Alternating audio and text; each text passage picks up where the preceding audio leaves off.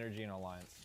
It was a little bit too late to just, you know, throw a Hail Mary and do you really want to risk it in a six-figure tournament? But teams, I don't know, land nerves could definitely hit, definitely up some upsets for favorite teams. You know, people are out of their comfort zone and, you know, potentially, not to throw the accusations out, but definitely people are looking out for certain teams to just see if they do well and live up to their stories.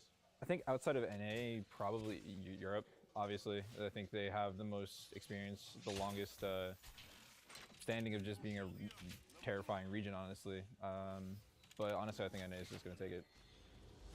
Well, you know, I would have agreed with you coming into the competition. Europe, always self-proclaimed to be the most competitive region. Only 4 European teams made it into the top 20 here in the winners bracket, which is surprising. NA with 70%, but APAC South impressing the most. 80% of APAC South teams, 4 out of 5, qualifying for this round. It's beautiful because we talked about the different sort of compositions that we see from all these different regions. Look at the squads defenses set up. Look at this already. Alliance is looking at this like, what is happening over here? Meanwhile, on the other side, though, Element 6 taking some shots at some teams that are trying to rotate away. Element 6 trying to fully send it, though. They see one straggler here. They get the knock onto Sharky. Unfortunately, they can't get away in time. The rest of the team's actually inside of that building.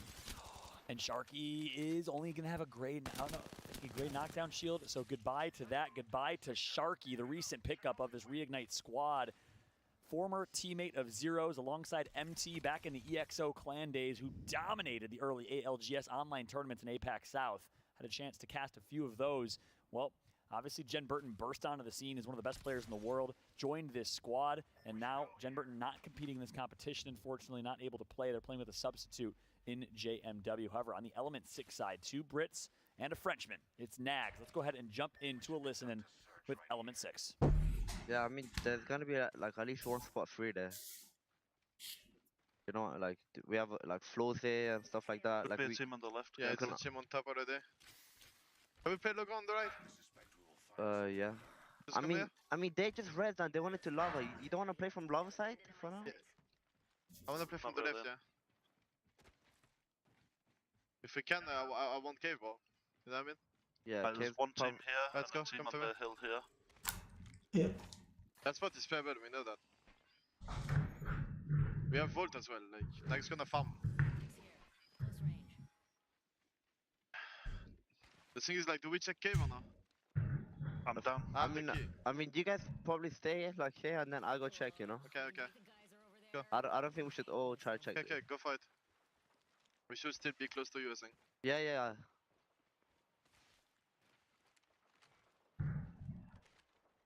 Web together? Yep. Probably riding on it. Careful. I don't see anyone. Probably riding on the left, careful. Yeah. I don't see anyone. I'm opening. We have golden pairs, I'm taking gold. I'm making it clear. It's free right now. Yeah. Take the pearl. Gold bag as well. Nice. For you. Can we set traps up now? Yeah. Traps behind and on the left. They're fighting behind us. Fuck, I'm like freezing, bro.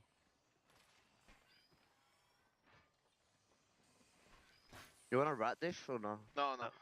Can we set traps up here? We need to keep rotating, I think. Okay. I hear a crypto drone on the left somewhere. There's a guy literally on that rock. It's so yeah, hard. no. I'm thinking right now. On where we can play.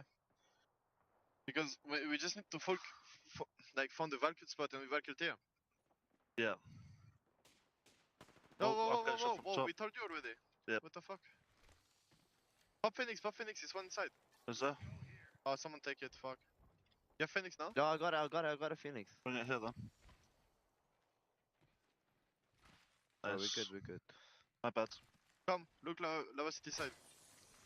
Yeah, I've got 4 seconds on my done? Phoenix. Yeah, they keep on top, they stay on top.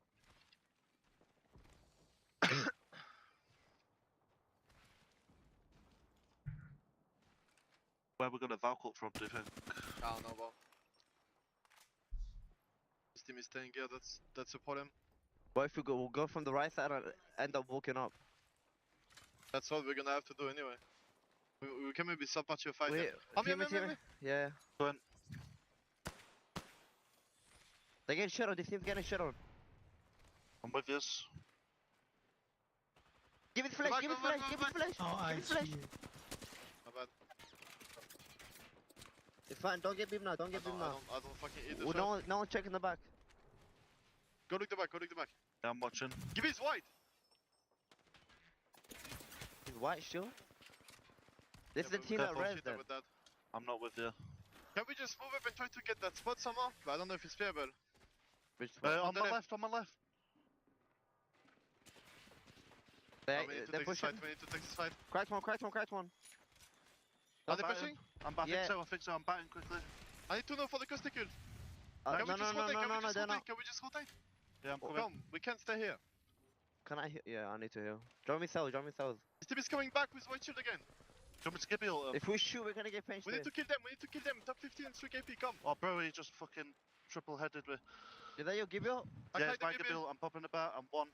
We need Yo, to Gabriel, Valkyrie, right? Valkyrie, yeah, come. We need to Valkyrie, Heal up.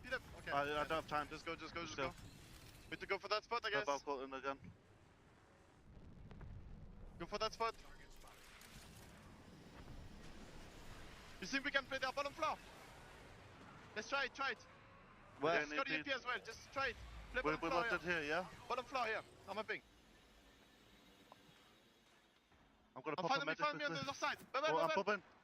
Fuck, I'm pressing. Guys. can we maybe go inside them? We have gone Inside back, just go there, bro. I'm Yeah, trying we're gonna to. need to get inside. We need to force inside. Okay, you ready? Popping a medic. They're fighting here. I just got I'm going beamed, bro. inside. On me. Can we chill here a second and heal? Okay, buy time. I'm just full healing. KP on the right. I'm dead. Careful. I'm Go too just many nades help on me. I'll me if you on can. I can't, bro. 咁飛落去呢個位。 Where are they, Swinny? No, on you, on the spot we were playing. And that listen-in right there shows how truly competitive these lobbies are. E6 tried every possible option and had no options. Ultimately, they get taken out on the high-risk, high-reward Valk ult rotation as we saw two teams take to the skies like two ships in the night. I mean, Fallout, we knew already how many teams were in this area so quick off of the first 30 seconds to 1 minute. And now look at this Team Empire, another team having to play this by themselves. Ranches may not even be able to get to Cleave here. Team Liquid finding some image here. They have some real estate as well that they're sharing with another team. But even right there where we saw from Element 6, just Case Winnie unfortunately getting caught off guard, split up from their teammates. It's so difficult to be able to have this position, but gets that nice crack. And this is darn impressive from Team Liquid. The max rotation from Skyhook, and they still find themselves favorable positioning right now. The fact that they are inside Dome, one of the buildings, and got this POI is pretty darn impressive. Of course, Gilderson's on Caustic, the controller god, one player in particular who I'm looking out for as a early MVP of this tournament. If he keep performing the way he has been, it's fun. He's gonna get some good shots in. Look at all these nades just being tossed in the direction of Team Liquid. Nocturnal having to heal up with the Phoenix here, while at the same time the rest of Team Liquid are holding back two squads at the same time. It's actually insane how much action going down in here. All the caustic gas as well, blocking out their line of sight. Yeah, that's right. I believe Team Liquid does drop trials uncontested, so they will always leave with good loot. It's a guarantee, because they've been able to dominate North America, and if you dominate North America and get trials, you're going to dominate likely international region and get trials as well, especially in the lobby with 7 North American teams here. So Team Liquid, well looted, well equipped, and well rotated, well positioned, well everything. Team Liquid just playing that good. And they're going to stay here, too, for a bit. The Kraber shots coming in from Bullet, though. Sutu Raikou, the only team that was able to win multiple games back-to-back here in the group stages yesterday, looking to keep up their performance here, as Bullet still has 9 more bullets left in the Kraber. Yeah, it's going to be a tough rotation for Team Liquid now. This zone is pulling so far south. And look at this. It's actually literally on the edge of World's Edge here. So it's going to be a tough rotation. Alliance, I believe, is best positioned. AD Raccoon coming all the way from Countdown. Going to be eliminated from the lobby. APAC North and Korea is out of this lobby for now. 4-7 eliminated earlier. I believe Unite might still be in, but look at Alliance. And Mia Popoff team that had such a performance, and they're still continuing on. 100 Thieves getting knocked twice. Nocturnal getting on Mew, actually. So Team Liquid having them in their line of sight as well, putting in some of that pressure. As Vaxxon's getting away, now Alliance moving in on the next fight. And this is Unite, the Korean team. I mentioned last Korean team, I believe, in the lobby right now, alive. And Alliance is just farming. They are playing so well. Picking off right where they left off yesterday. Alliance cannot lose, cannot miss. And it's being led by Yuki, the Chinese UK player who's so incredibly talented and also very good looking. Oh, I mean, right now, Yuki is just happy to have all these players coming into his line of sight, cleaning up Team Unite as they get escorted right back to the lobby. C9 also playing for their lives inside of this truck. You can see all the Nox gas all around as Dua United on the edge of the circle. You see so many of these fences. Alliance is looking around, not knowing what's going on. Yeah, let's go ahead and jump right into a listen-in with Alliance as things are heating up here in the southeast side of World's Edge. I won't have my ulti for late game, let's get now. It's fine, it's fine. Any OTX towers for vibes? I've not seen. No. Is there anybody outside the map? I think so. I'm not sure though. I think that's Fly, the you can push fly though. up here. You can fly up sure. here. We check. want to take Okay, outside okay. the map if there's nobody there, okay? I'm checking this box real quick. There's nobody here. Take it. I found an ult, Axel. We'll have ulti. Yo, I'm playing out here. Come gas. Okay, come I'm gas. going. We need to hold behind us first though. Actually, it's not in. Now, if you just play this rock, it's Yeah, super yeah, safe. Hold all this space. Let them all fight on this side, guys. Let them all fight on the east side. Alright, inside the trailer. Okay, but I'll go They get fucked trailer here. Come back, Akis. Come back. Yeah, I know. I'm just in the organ trailer. I'm fucking them. Crack one. Back ulti. He might be a solo. Make space on us. Yeah. They might land outside the map. They're not in outside the map. I got cracked. Gonna It's pop fine. back. Pops out. They're not in. They have to come up. Pop yourselves. They have to come up. They're not in. Yeah. Pop yourselves. Look behind us. We're okay here. 10 cells here. Dropping arm is up. Yeah. One arm is up here. Guys, look at the right. We can get 3 kills here. 3 Kill kills right there. here. Kill right. They have to come up. They bubble. They bubble. Nice. And in 8, push on left. It's up for trailer. Yeah, dumb here. Okay, good. They cost the goal, Yuki. We can't beat it. Yeah. That's All okay. you, all you. That's okay. They're dying. I'm gassing up a little bit. We gotta swing right after the cost goal, We can play this rock. We gotta swing. And if that listen-in does not tell you everything you need to hear, I don't know what will. Their communication, some of the best I've ever heard in Apex. Alliance is on fire. Shame on us talent for not predicting this team.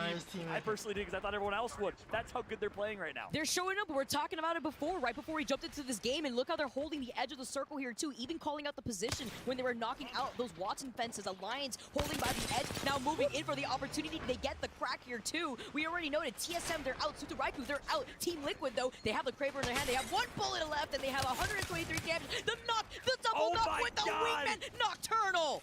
You are a savage. 7 kills total for Team Liquid. Nocturnal proving why he's the most underrated player in all of Apex Legends. Connects with the Kraber, playing out of his mind, and now we have 3 squads left. Optic Gaming eliminated in 5th. We got Cloud9, Team Liquid, and Alliance, 3 of the largest, most reputable orgs in esports, competing for a win to kick off Championship Saturday. Absolutely insane here. C9 playing from inside the truck, but they are sandwiched between Team Liquid and Alliance. Alliance, again, we just have to highlight how insane their performance has been since the group stage. Here comes a Nox grenade, though. That's fine. Abraleli's going to definitely take that. He has no issue. He's on the Caustic himself. Alliance just playing off of this rock, but they're going to have the high ground here in this position. That's right, and I don't even know who has God Spot. I don't even know who has the best position because Cloud9 is center zone. And certainly that trailer is you have to be comfortable playing uncomfortable type of scenario because they are getting cornered and sandwiched by Team Liquid. Team Liquid wants to push off this damage. They want to play off this. They're going to push C9, but they got to be careful because if they're the first to the fight, Alliance is going to come in and clean up. You can only imagine the amount of option coverage that these Nox grenades are also going to cover, forcing a lot of these teams to actually isolate themselves in different directions. I like the mobile respawn beacon attempt from Nocturnal there, maybe thinking to put it down for some makeshift cover. Uses the dome here as the bombardment comes down. So, domes used by Team Liquid. That's going to be a disadvantage for them in this late fight. Oh my god. Utility already taken advantage of. Ring is closing. It all comes down to this final fight here. Team Liquid trying to do what they can to be last to the party if they possibly can.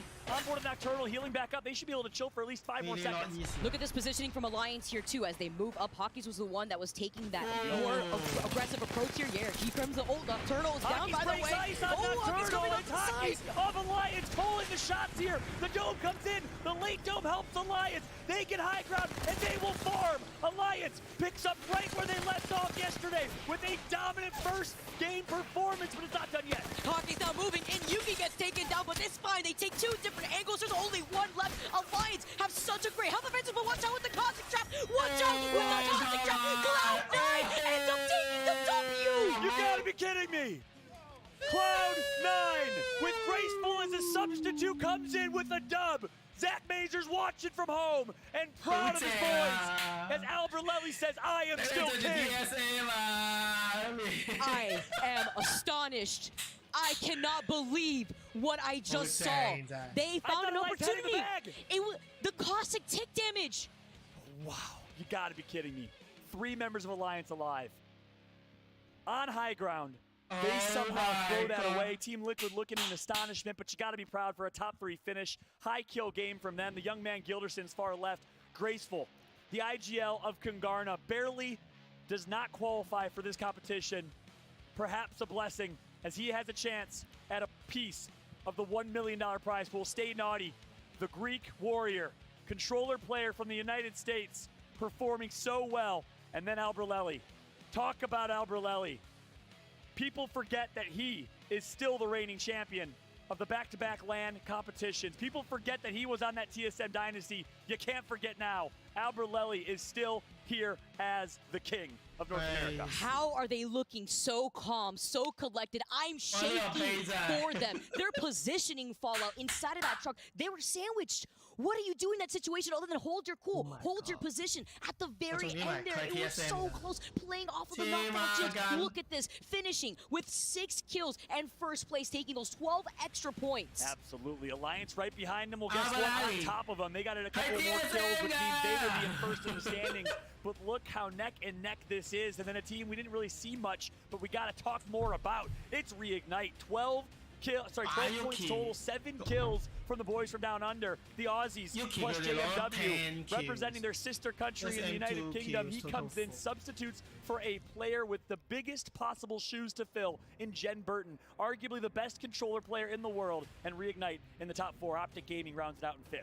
How is this game number 1? How are we starting off the action like this? So quick at the start of our day follow. I mean, if the players weren't awake yesterday, they definitely are now. Now, looking at the second page, though, 100 Thieves, one of our more consistent placing squads yesterday, now falling in that 11th place spot. Overall, in the lobby, 2 kills, though, so they're going to be able to obtain that 2 extra KP here. AD Bracone now coming in with 2 KP themselves. And we saw how many teams have already made their quick rotations off the first 30 seconds to the first minute of the game. Exactly. Players playing with a substitute in PK, MK, the CIS, not playing with Artigo. Our heart goes out to Artigo in Ukraine.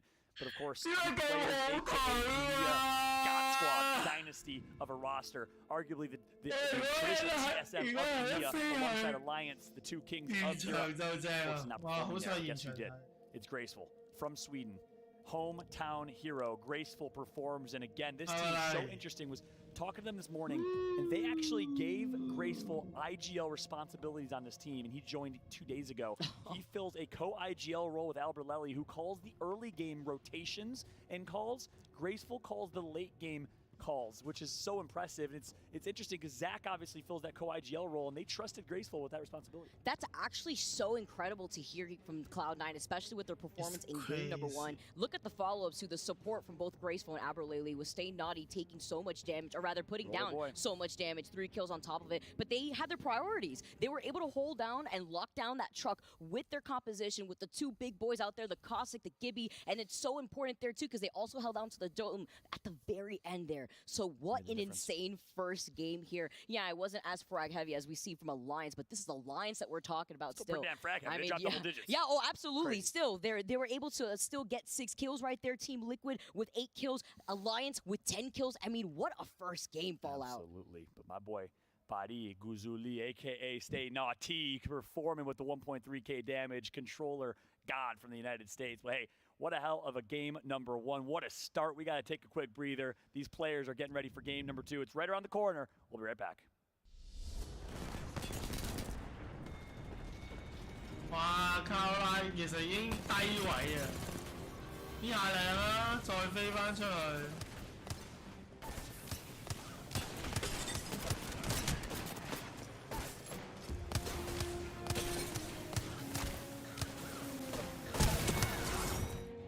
Monster Energy, the official energy drink of the Apex Legends Global Series.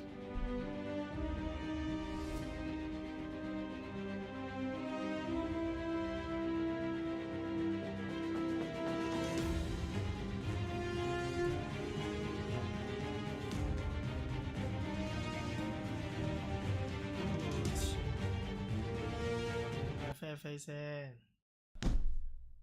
Red Bull, the greatest energy drink there is in the world. They're trying to get you fired. That's what I'm saying. Red Bull watching this like, interesting. Very interesting. Give him a ring. Red Bull gives you wings.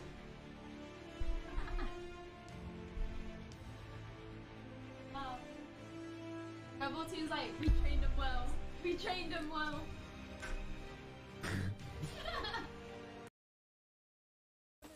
You take this PK, bro. I'm good. Just keep looting. I'm trying to hold off this other team.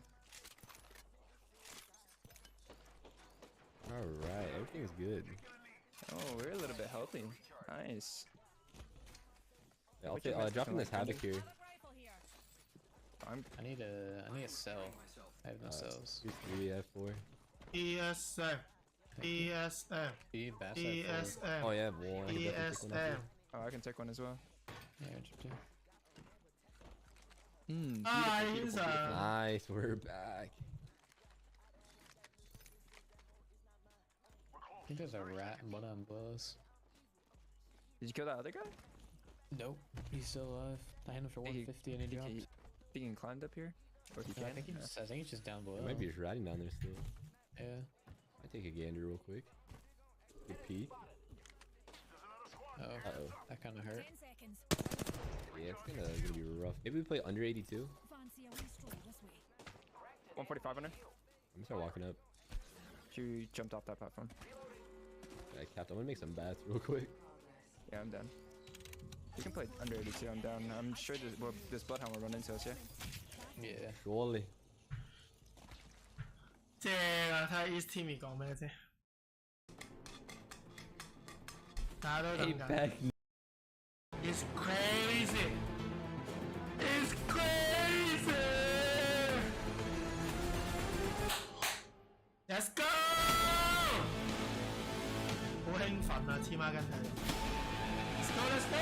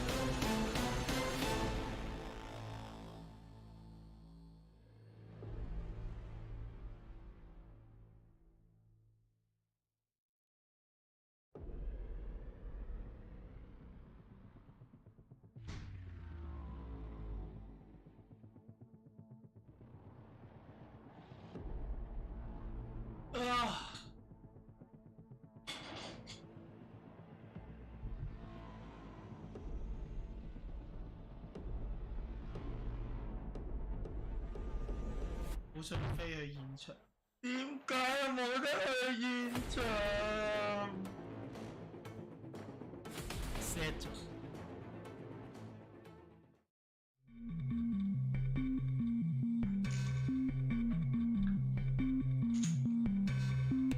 真係 set 咗。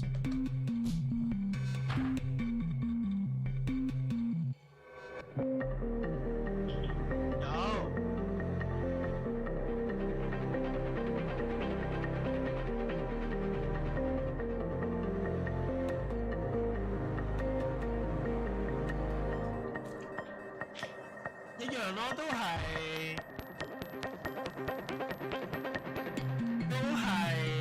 Sweet 同 Lava 帶領住 NR 似。琴日好少少 N 啦，好似。今日暫時 Game 1就未發揮到，睇下 Game 2。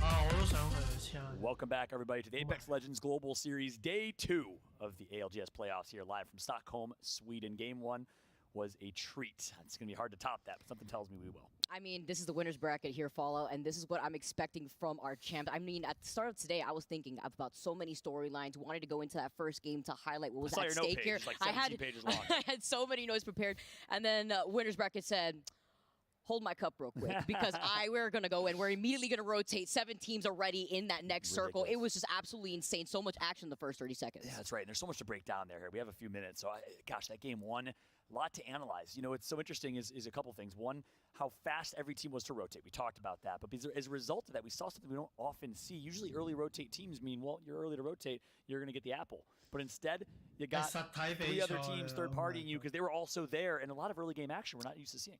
Players. Energy. What happened in the middle of that rotation? They were not expecting all these teams to already quickly rotate in less than a minute because so many teams wanted to prioritize that God spot, that final circle positioning. We were talking about it before in the game, looking at the composition, so much caustic. So a lot of these teams, their priorities are to secure the buildings within Dome. A lot of these teams predicting that it was going to pull outside of the eggshell of Dome 2. Yeah. That's why you saw heavy-hitting teams like Alliance already situate themselves to clear out the entire southern side of that last circle, and it was insane how frag heavy they were. Exactly. And Alliance is the next thing I want to talk about here as we take a look first, though, at the comparison of the GOATs. Imperial Hal, CEO of NA.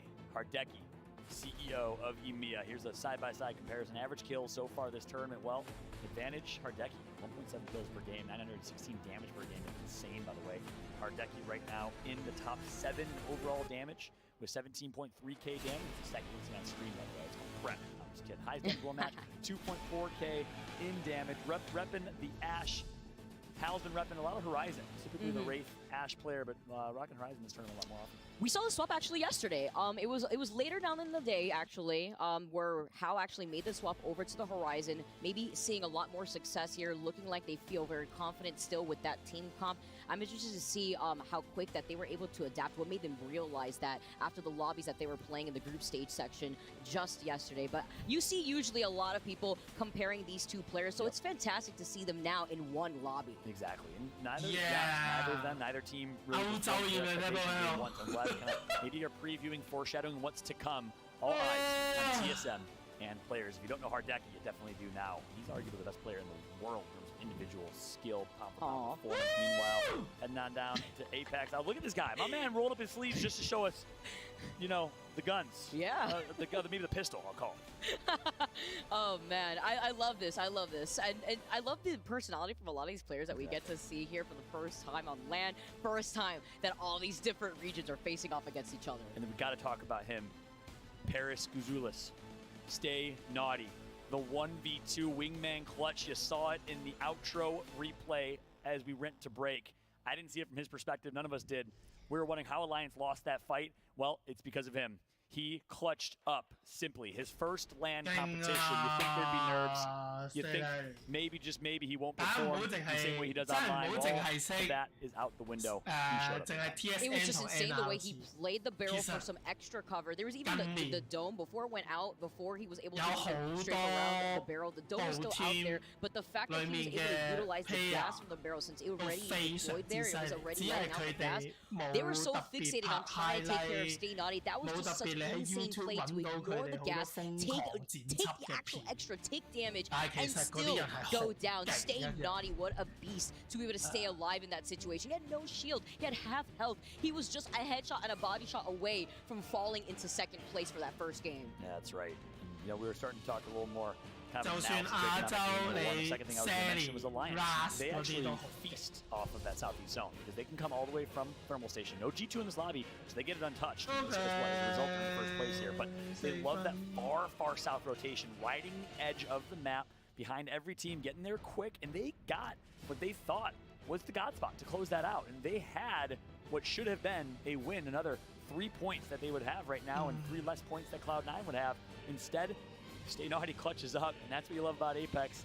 High time to kill, the opportunity to make plays. It's not the first shot gets the first kill. It's not the 2v1 always wins. You can clutch 1v2s like we saw Skittle do yesterday and Stay Naughty do today. As we take a look at Alliance, the male model from China himself, Yuki on the right, Hockey's the coach of this team, the analyst of this team, the IGL of this team, the brain of this team. He does it all in the middle. And then Wifes on the far left, the support player, so soft-spoken, doesn't care, doesn't want the limelight, just wants to play his role, and he plays it so well. Right behind him, Chef Pontus, the overall chef and manager of this team. Look at Yuki. This man knows how to act in front of the camera. He knows. He's posing. He's posing. Smiling. He hears me right now. Yuki, you hear me, don't you? He's got to let you know Fallout. It's like, yeah, I am the male model. What's up? So true story. Someone on the competitive Apex Reddit, shout out to competitive Reddit on Apex, by the way, posted a clip of him on a Chinese dating show, doing yoga with the Bachelorette. Basically, it was like the Bachelorette. Is there anything that he can't do at this point? Honestly, no. Wow. Honestly, no.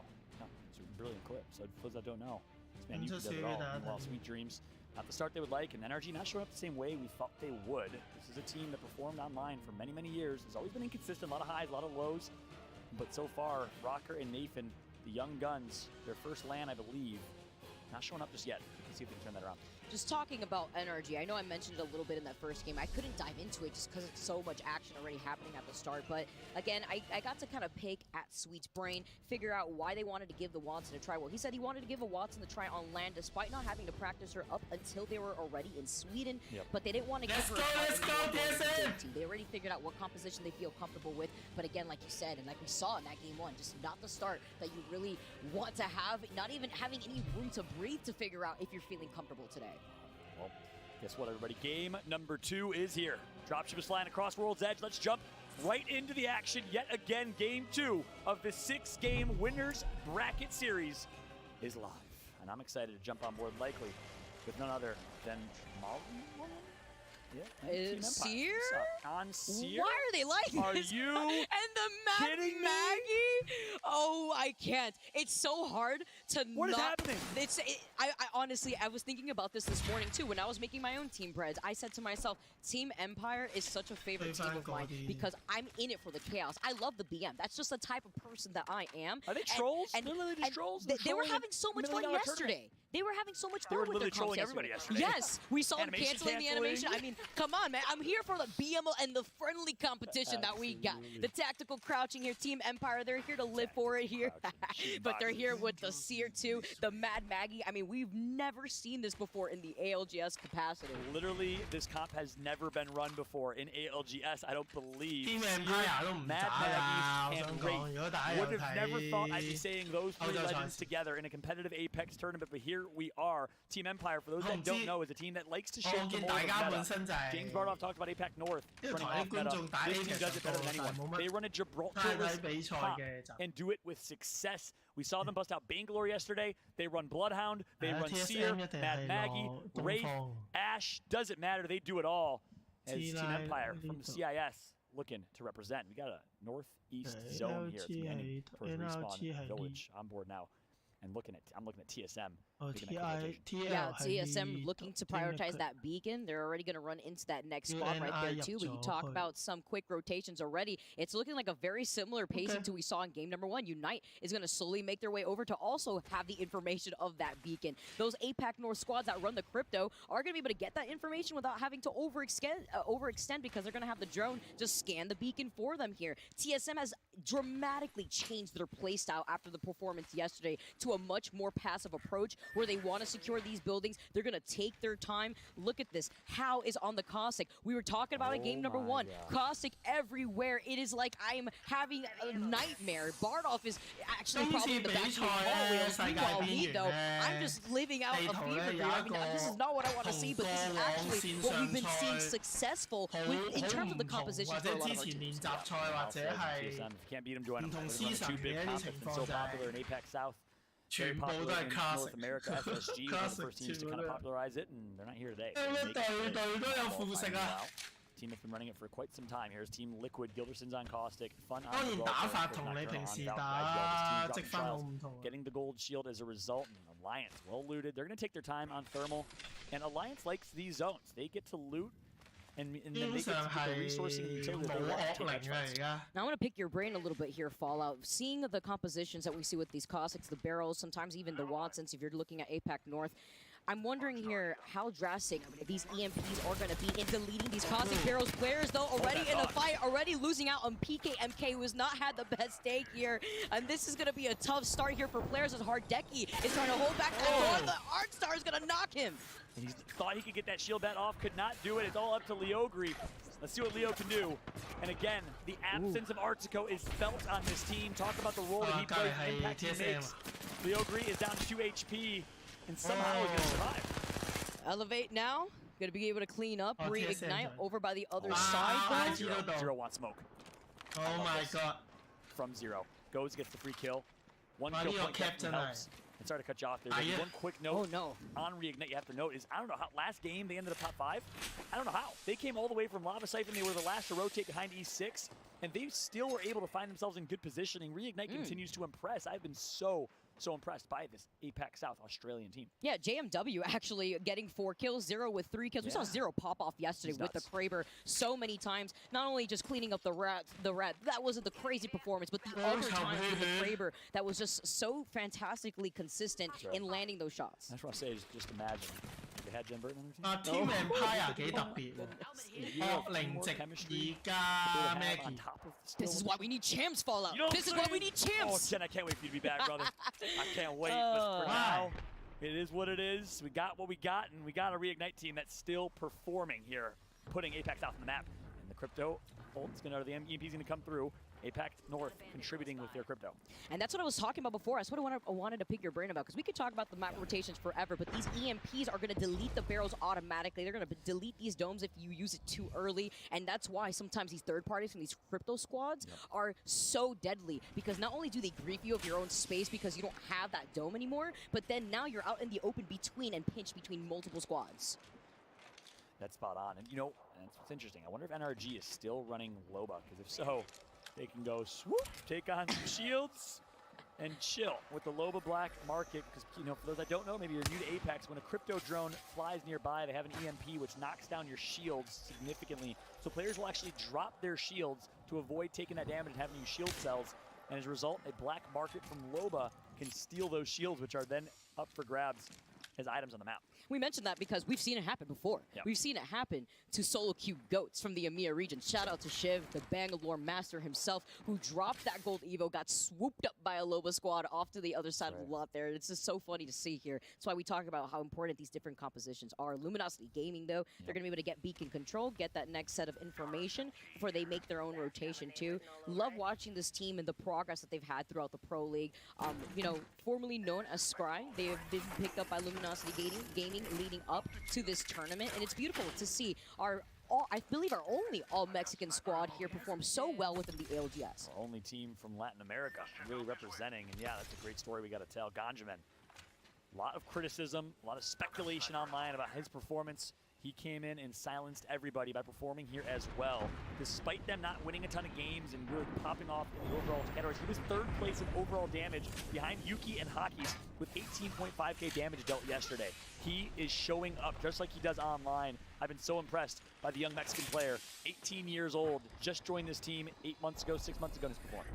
Look at this, Reject holding the inside of this building. They have the crypto. Didn't get to see if the EMP was online just yet. I believe we were taking a look at Dogma, who may have the redeploy online. You see the ultimate accelerators, and that's going to be important. You see him scoop it up. He wants to get that EMP online, as the squad playing underneath them does have the Caustic Barrels set up to cover some of that extra space. But look how many teams are within this area alone. Look how many crypto drones are actually scouting out in the area. It's congested skies, not just from the redeploys, but from these drones too. That's right. And we're going to take a quick look over at Cloud9 here. If you watch Cloud9 scrims, if you know their play style, well, whenever they like to play edge, they like to fight on edge, but whenever they get a northeast quadrant zone or upper right quadrant zone, they actually like to early rotate instead. But it looks like here, despite that kind of being in their playbook, they're going to opt instead to chill in Epicenter, just south of Climatizer where they drop and out of zone. So they're technically going to be playing edge here and gatekeeping the teams like 100 Thieves, Team Liquid, and others that might be late rotating over from Skyhook. Highlighting the weapon loadout that I just saw from Alber Lely here. not only rocking the caustic like we saw in that last game there, but he's got the Devo in his hand. He doesn't got the turbo, but he's got a pretty stacked Devo in his hands here as 100 Thieves now up ahead from that scene that we were just watching. 100 Thieves wanting to take this high ground positioning, looking at where the circle is going to be taking us here, though. Look how many squads are taking up real estate in this area. We do know that there is a beacon there, but you can't just overextend and go for the beacon unless you have the drone that can just do the work for you. Yeah. What a story with 100 Thieves, in particular Onmu from 100 Thieves, from being a completely underrated, unknown player, amateur player on the team called Bottom 20, because they would laugh at themselves as a Bottom 20 team, to winning championships, to getting signed by 100 Thieves. We had a chance to catch up with this success story in Onmu from Illinois. Let's listen. I think what fans can expect, they can expect to see a lot of Gibraltar. They can see, I would say, a lot of Valk, probably about equally as much as you would see at Gibraltar. And every team kind of has that flex character, whether it's an Ash, some people play Wraith, some play Crypto, some have a Caustic in there. So you can kind of expect really anything with the third character, but I would say the main two core players you're going to see most on every team is going to be a Valkyrie and a Gibraltar. Throughout the split, pretty sure I played Ash. I don't think all three of us have even switched our character. We've mostly been on the same core comp the entire time. Hey man, match point, man, finals, you might see some Caustic every now and then. You never know. Ooh, all right, a little insight there from Onmu. Might run some Caustic, and despite that Caustic, Gibraltar, popular comp in North America, he still runs Ash. Oh, absolutely. You saw what they were saying here, too. Onmu talking about how they don't really move away from this composition, feeling very confident with this.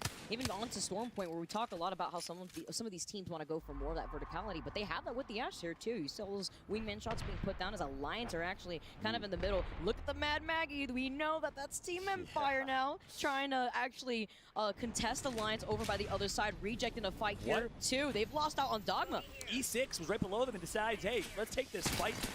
Let's take it with confidence. We know it's an APAC North team. They're running Crypto, but guess what? Hal joins the fray, perhaps a misplay, and maybe TSM forced them into the fight. I don't know, but TSM is going to profit. Yeah, TSM rotating from Frag East now over to the spot. Not too far of a distance for them to actually come in, but the Arcs are knocking K-Swinny, looks like, on the bottom of the building.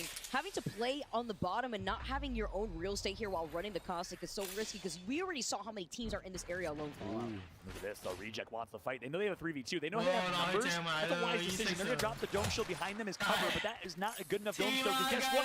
LG is right behind them, and they know there's so many third parties. They're going to get these kills, but they're going to get knocked as a result. Oh no, Luminosity Gaming moving in. You're trying to find the opportunity, trying to finish up this fight quickly here. Hal finishing with Jung-hee too as Ganja Man wipes out the squad. Rejects is out of here now. You see, oh, Optic is moving in from the north now. The bombardment coming in, they're going to respect that, but they're looking at what's happening. I'm sorry, but that was such a misplay from Reject. Why push a 3v2 when you know there's 9 other teams within the vicinity? It's late game or mid game. That is not a fight you want to take. And guess who's going to succeed? It's Luminosity. They somehow get one of the best positions in the game here. Team Empire nearby, and we also have quite a few teams. The stick with the Arcstar too, and the quick get out. I mean, Team Empire, they're here to ruin everyone's day. They get the stick, and then they immediately boot out because they see the situation. Look at the Seer ult too. Now everybody in the lobby knows that there is a Seer out here, and they have the intel on how many teams are in this area, which is just Luminosity Gaming in that building. That's right. Have the information. Again, this really off-meta, interesting, questionable, arguably, pick of Seer and Mad Maggie from Team Empire. Will it pay off? And, you know, I was thinking during my predictions this morning, maybe Team Empire, you got to start putting respect on their name. But I decided against it. Ultimately, you know why? Because they farm lobbies that maybe have lesser tier, and they're really good at farming lobbies, as we've seen. But this is the best of the best. These are the best 20 teams. And I'm sorry, some of those gimmicks, I call them gimmicks. I'm going to call it what it is. I don't think it's going to work here against these teams, but maybe I'll be proven wrong. You got to see here. I love to see different compositions just coming out, seeing them work out for a lot of these teams too. The Seer, of course, having that nerf originally, but let's hold on. That Dua finishing out. Team Liquid eliminated. Dua united out here with 3 kills. Going in favor for Easy Flash. Love it here. They have to get the banner, though, so that way they can actually get Bastion here. Easy Flash Kids connects with the PK to the face over Gilverson. Controller player so good in those close quarter combat fights. But Easy Flash ends up on top. Dua over Team Liquid. We didn't see the whole fight, but if that was a clean 3v3, you got to put some respect on the Indonesian team here. Love it. Love what I'm seeing here for so many of our teams. Again, we do note where the circle is going to be pulling more towards Frag East, which is what Alliance has predicted. That's why they're holding onto that train cart for so long. Even though they were getting pinched by 100 Thieves and Team Empire, they're going to still hold that position. Duo, though, they're going to have all the time in the world to loot up inside of here. They need this because they're playing this out as a duo. Hopefully, they have the opportunity to get a mobile respawn beacon. Oh, look at this. Within Fragment East alone in the city itself, we have APEC North from Korea. We have Dua from Indonesia, and we have Team Burger from Australia. I'll just take that moment to say annyeonghaseyo to the Koreans watching right now. Hello to all the Indonesians, and good day to the Aussies watching from down under. We know it's evening time where you're at. We know you're proud of the performance of these APAC North and APAC South teams, putting these regions on the map when not many respected them coming into this competition, truly thinking that EMEA and NA were on top, but certainly they've been proven wrong. I just love this. I love so far what we've seen from so many of our different regions. The Mad Maggie still putting down some pressure onto Alliance, but this is Hockey's that we're talking about. He's got the wingman in his hand. He's still putting down some of that extra pressure with this Digi threat. See him now just holding onto the corner. Team Empire is still not letting this go, though. They're still putting out pressure themselves. You got the Hemlock in the hands of Maliwan. And still with gray shields for Cleaves. I think they're actually going to spot Maliwan had it, so they give it, instead of Maliwan, I think Cleve probably has a sniper or something, maybe a charge rifle, something to kind of level up that Evo shield. We'll see. On board with Alliance now, performing last game, and they also find themselves in zone now. Look at the shot to the wingman. Yuki, are you kidding me? But it's going to be Enemy Go who gets the knock and gets the kill. Nice shot from Enemy Go, stealing that one. Straight from the hands of Alliance. He had no chance. He had no chance. He just opened his eyes and got out of the dropship, and he had no chance off the rip. I mean, that should highlight here what the priority is for so many of our heavy-hitting teams. I mean, you have nowhere to go. Alliance finding the opportunity to try to farm here, too. I love it now. You see Sleep getting the knock onto Duplex from Optic. Optic Gaming, the team, the org with the most to prove in this competition. They started off by proving themselves yesterday, but they got to finish. Yesterday means nothing. It's in the past. This is a brand new winner's bracket. If you don't perform today, you won't be in the money, you won't place, and you will be forgotten in the history books. Optic Gaming coming in with such high expectations. They lose one, who gets knocked already. Dropping down at the tunnel, too, to get at least some extra room to breathe here. So many teams in this area. C9 now finding themselves in a fight as well. Close quarters fights, but you have to watch out. You have to respect this Noxcast. We already learned our lesson after game one. It's TSM that has taken up this real estate. Verho so low, though. The grenades being tossed in, forcing out the dome from reps. That's right. TSM forced to leave their building because it's not in zones. They want to be one of the first teams to rotate. They are. This is the spot that Cloud9 won on the same trailer. But no, Alliance goes down. Two members of Alliance are knocked. It's going to be C9's Alberlelli, who says, hey, we have your number, Alliance. Cloud9 over Alliance here in game two as well. Maybe getting too confident here, splitting up a little bit while still holding on their original positioning. It's C9 losing out on Graceful. Stay naughty now, trying to heal up in time. Hockey's just trying to find the opportunity right here. He's got the RE45 by the hammies, but it's not enough. C9 now. They come out on top. They try to restabilize. Let's see if they can get Graceful. Hockey's a couple missed wingman shots there. He'll want those back. Instead, Alberlelli shuts him down. Cloud9 over Alliance again. Back-to-back games here as they have Graceful knocked. Can they get the res? Stay naughty with Valk, and the escape so slippery, needs to get back to his teammate. The caustic traps are going to come through. He says, come to me. I have respite. Come chill, relax, and we will be fine. Get down, Mr. President. He's going to get Graceful right back up. C9 already looking to the 6 just in case Elevate want to poke and actually try to contest them here. Graceful manages to restabilize. Look at this, though. Alberlelli knowing that there's a team in here. He's got the Devo. We talked about the Devo before for a reason. You got to be kidding me. Alberlelli is frying right now. 534 damage already. Let's go ahead and jump into a hectic listen-in with Cloud9. At the bat. I'm literally 1 HP. Is this free? I think it is. That's the team that we killed. Take it. Kill whatever's in here. There's nobody. Free. I need medkit. I only have vengeance. Mac.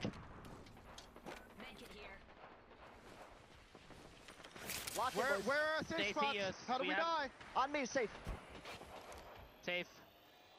Crossing in the open. They're widening us like fucking idiots. We're fine. We have 3 bodies underneath us. I know. There's 3 bodies underneath my red ping. Yes. That are not looted. We can't go for loot here. Look up here. They're ooping, I think. Crack Valk. I can't fend that. Shoot that gen. Nice. I got a nade up there. Oh, I have flatline. I cracked them on the roof. That's fine. Guys, we just need to listen. We just need to not die. There's a portal under us. Did you hear me? We just need to not die. I knocked one. Right here. The portal goes over here. Somebody look north, please. Somebody look north, please. Yeah. Naughty, watch north. I'm looking north. There's a team playing out on the rocks. All right, 10 squads left. 10 squads Yes, left. they're dead when his zone is closing. Just keep chilling, keep barreling, and we're fine. How much heavy we have, Grace? 200. Okay. I have 50. I have 50. Here, take 60, bro. I got you, brother. Yep, my boy. Listen, we have full blues here. I'm dropping on the ground. I healed them off. Come on, Naughty, hit I your have fucking 150 shots. energy left. Yeah, just hold these idiots. Yo, Mac, look. Shit for you right now. Pick this up. I still have my ult. Okay, well, you're You taking need your that. ult, Chris? No, no, I have mine. Okay, I have 2 ults. Just hold this team. Free kills with me. Here. They're gonna move now. No, they're fighting. These guys have to move as well. Oh, no, they don't. No, they don't. I'm sorry. I lied. That's fine. I'm taking a wingman.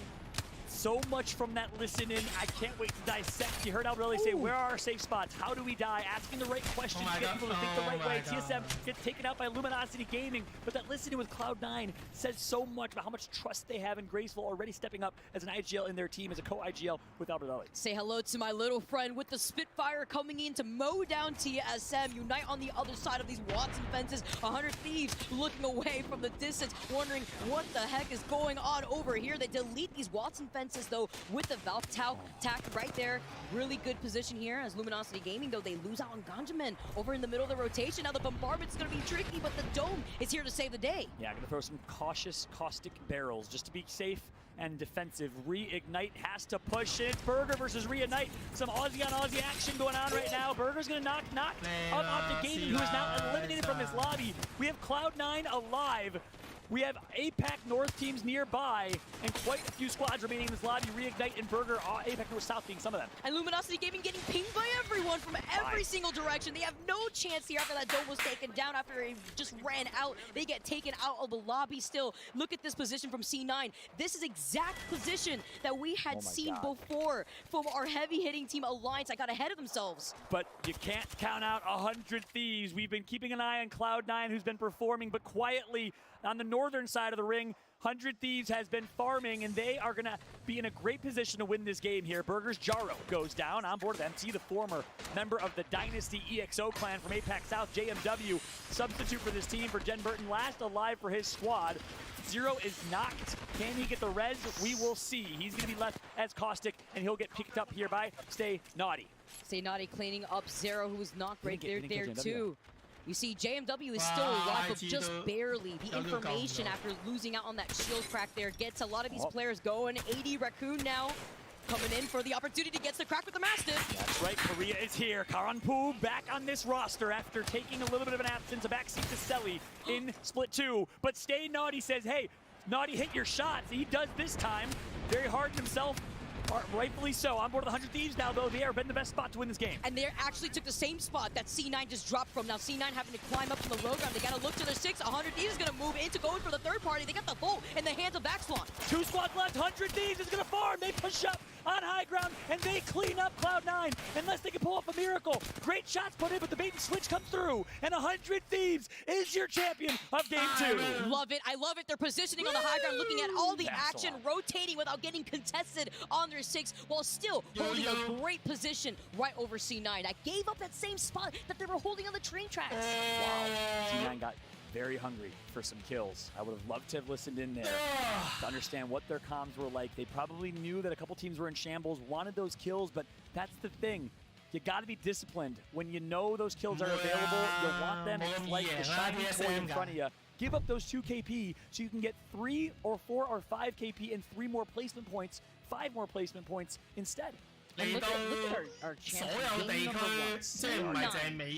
They're talking, they're trying to see what they can do. You can see the passion. You can see I mean, absolutely. They're just looking at what this one again. Let's figure out what we could have done better after that game. Should we have given up that position? I love to hear what's going on with some of these coaches, just looking at a lot of our players now. But we have to talk about consistency, because this is game number 2 and the second time that we see C9 in the top 2 spot. Yeah, at the end of the day, they're hard themselves. That's the C9 staple. A lot of people listening to a lot of people watch the streams of Zach Mazer and Albert Lully and see them arguing all the time and think, what are these vibes on these teams? Why do they yell at each other so much? That is called discipline. That is called fire at any top team I've ever been on. Especially, back in my competing days, I played with Nick. We would argue with each other's heads nonstop. And people thought we hated each other. No, we were good best friends. We hold each other to that standard. That's what Cloud9 does. And it's exactly what we just saw right there. They got second place. They got 19 points. They popped off, but they wanted to do better. And that's why they're hard. But at the end of the day, Cloud9 is dominating this lobby right now. I mean, 10 kills out here. Second place. 100 Thieves taking the dub with those 12 extra points. And 10 kills on top of that, leading up to 22 points. 80 Raccoon coming through. We saw that building. Yeah, we saw a lot of the action happening in No Name by the beacon, but we saw so much action also happening by that building. It was just all APAC action. Third place. So crazy. Like you said, APAC North and AD Raccoon, Parka, Obli, and Konpu filling in for Selly, who had an injury. It was not COVID related, it was an injury, so Karampu joins the team as the substitute. He played with them in Split 1, and they dominated in Split 1. Gets replaced in Split 2. Doesn't have a lot of Stormfront experience, a very good World's Edge player. We'll see how they will fare in this last game of World's Edge. Good start for AD Raccoon. We found out after broadcast yesterday, actually had some disconnect issues, which is why they were on the bottom of the leaderboard some days yesterday, but they still qualified. Now looking at the second page here too, look at Alliance. They gave up the God spot that we were highlighting that C9 took from them. We even heard it in their listen-ins that the team that they beat, that's the spot that they want to secure. They saw it was empty and their eyes just glimmered with excitement. We even got to hear what they were saying when they were putting down pressure on every single direction. But after giving up that spot, C9 did the same exact thing that Alliance did, gave that spot instead over to 100 Thieves. So it's just kind of ring around the rosy on this train track. That's right. It's crazy to think that Alliance rotating all the way from Thermal Station still found the best position in late game, and they're going to want that game back. They're going to look back at that film and regret that push. Again, same thing. They got hungry for kills, which Alliance is known to do. He's not afraid to play aggressive. It's what makes him so great, but that's a double-edged sword. Love to see that from their players to come back stronger for game number 3. Our last game on World's Edge before we go to Stormpoint. Absolutely. We got one more game of World's Edge, followed by 3 games of Stormpoint. So as this is almost the halfway point of this series so far, we have a chance to kind of breathe and break down the action. What are some things you're seeing so far, some themes and some interesting storylines? Team Empire still going at it again with the strange compositions, but having fun. I can't say I agree with it, but I want to see results from the team. Even though I may not agree with it, it makes me happy to see because it gets me excited. I love to see that type of energy from Team Empire because they could be innovators. For all we know, yeah, we heard it from we see a lot of Gibby, obviously. We see a lot of the Valkyrie. Actually, looking at the stats that we have from the group stages, more Valkyrie than Gibby actually in terms of pick rate.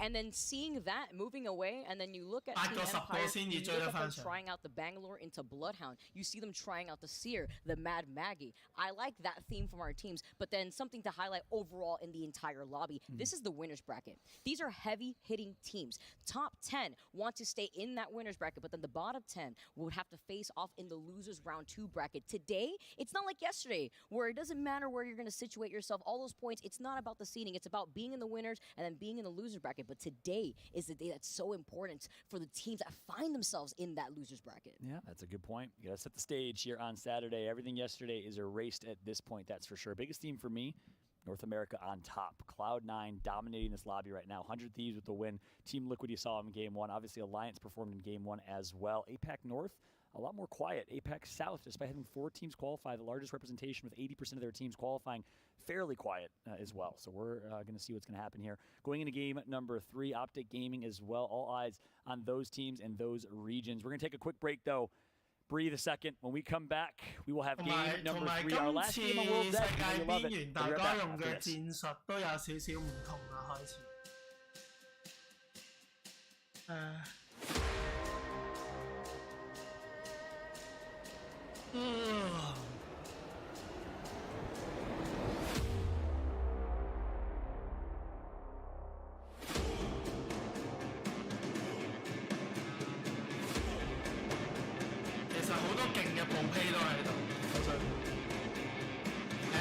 A16 啊，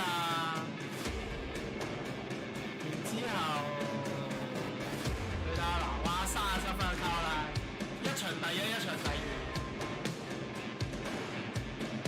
都係美國嘅代表啦，叫做37分，差20幾分。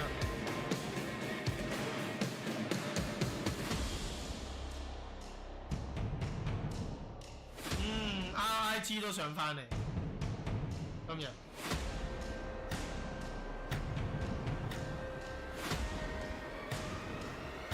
睇下大家想點，即係睇大家嘅戰術係正。SM 你話10分都冇 ，NRG 仲慘今日。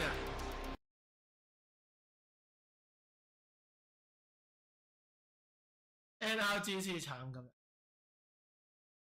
今日唔知做咩。之後 Apex 嘅直播都唔知做咩，撈下先。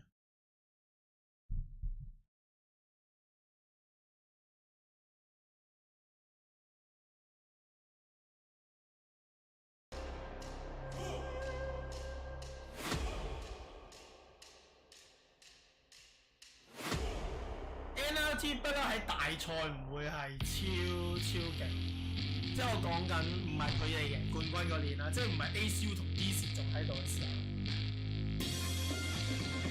都唔穩定 ，TSM 就不嬲都唔穩定 ，NRG 好睇，真係好睇戰術，始終今次唔係線上賽，所以真係線下賽、實體賽。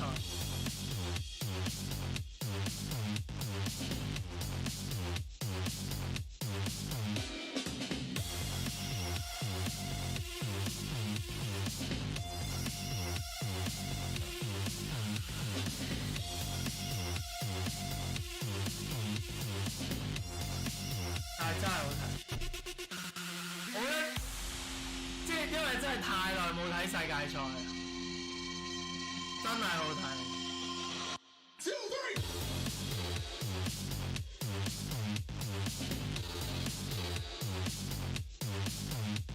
歐洲天嗰啲戰術咧，同美國亞洲天嗰啲戰術好唔同。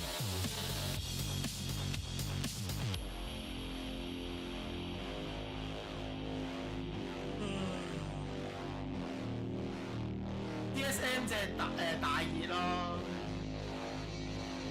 但係呢兩場啲選擇有啲一般。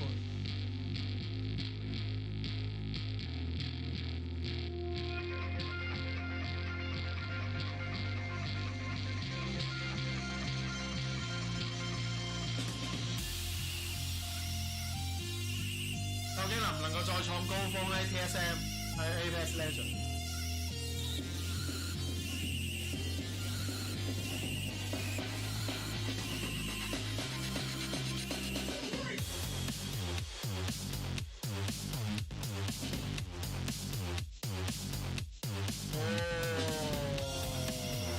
分數高啊！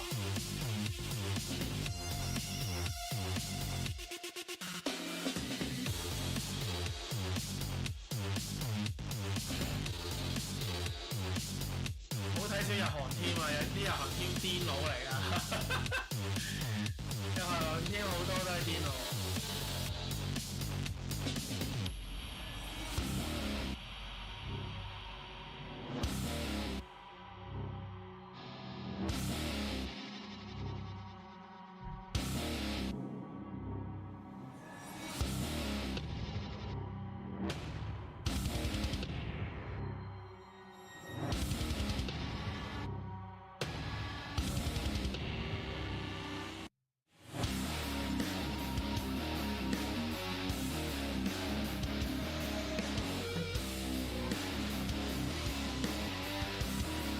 哇！250K 啊，黐下線。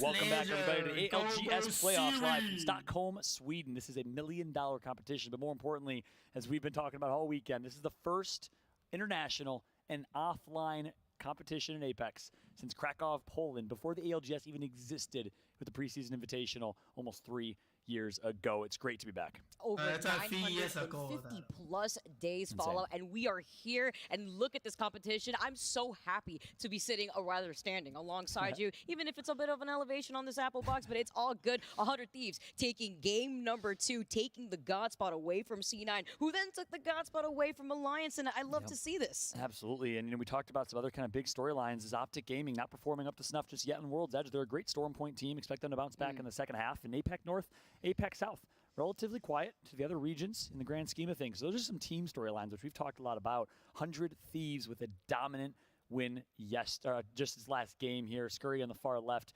Vaxlon, the recent pickup from this team, former CLG in the middle, and the leader, IGL of this team, so humble, so kind, so well-spoken. It's Anmu from the Midwest, from Illinois, on the far right of your screen here. And what a performance we've had from this man so far. 1.75 kills per game. 1,000 average damage. He's the first player I've seen with over 1,000 average damage per game. He is performing. Actually insane. I always take a look at Anmu with this performance. If he's got the wingman in his hand, if he's got the Hemi, definitely be wary, because Anmu is going to claim heads whenever he has that weapon load. I mean, just in general, he's just such a heavy fragger as a player. On the flip side, we got Cloud9 on the far left. Stay naughty. He stays naughty. That's for sure. He's been playing naughty all day long, playing angry and playing so well. E6, the UK boys, plus the Frenchman in K Swinney. E6 but guess what? E6 Enough of the main stage. Let's jump into gameplay, because game number 3, our last game on World's Edge, is here. Blow it up in the chat. What are your predictions? We want to know. Tweet at us using the hashtag ALGS. I will read some of your tweets live on stream. If you tweet at us, at Fallout with 2 T's is my Twitter, at Vicky Kitty is Vicky's Twitter. Let us know your thoughts. We'd love to hear them, as we, of course, are kicking off game number 3 here in Sweden. And again, we talked about some team storylines, Vicky. If it's okay, let's take a moment to talk about some individual stats and storylines as well. Yes, absolutely. So a couple important things to note.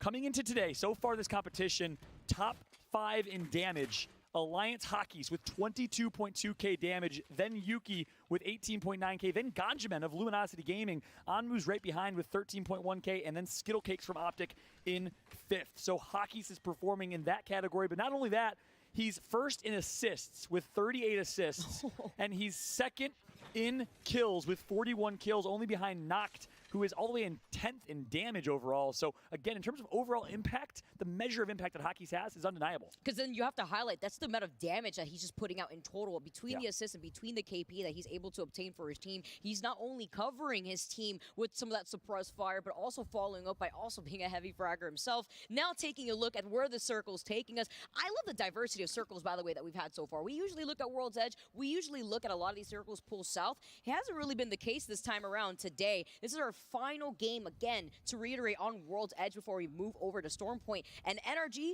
they're going to be able to get a beacon scan, maybe if they don't have one by staging, maybe over by landslide, if they do have the opportunity to rotate there and see that they are in that next circle, so they can start making their moves ahead of time. Absolutely. And I'm interested to see how Alliance plays this, right? Reason being, well, I talked to G2 yesterday. I mentioned it on stream. They actually don't like these southwest zones near Thermal Station, because they kind of feel like they're just twiddling their thumbs when they rotate.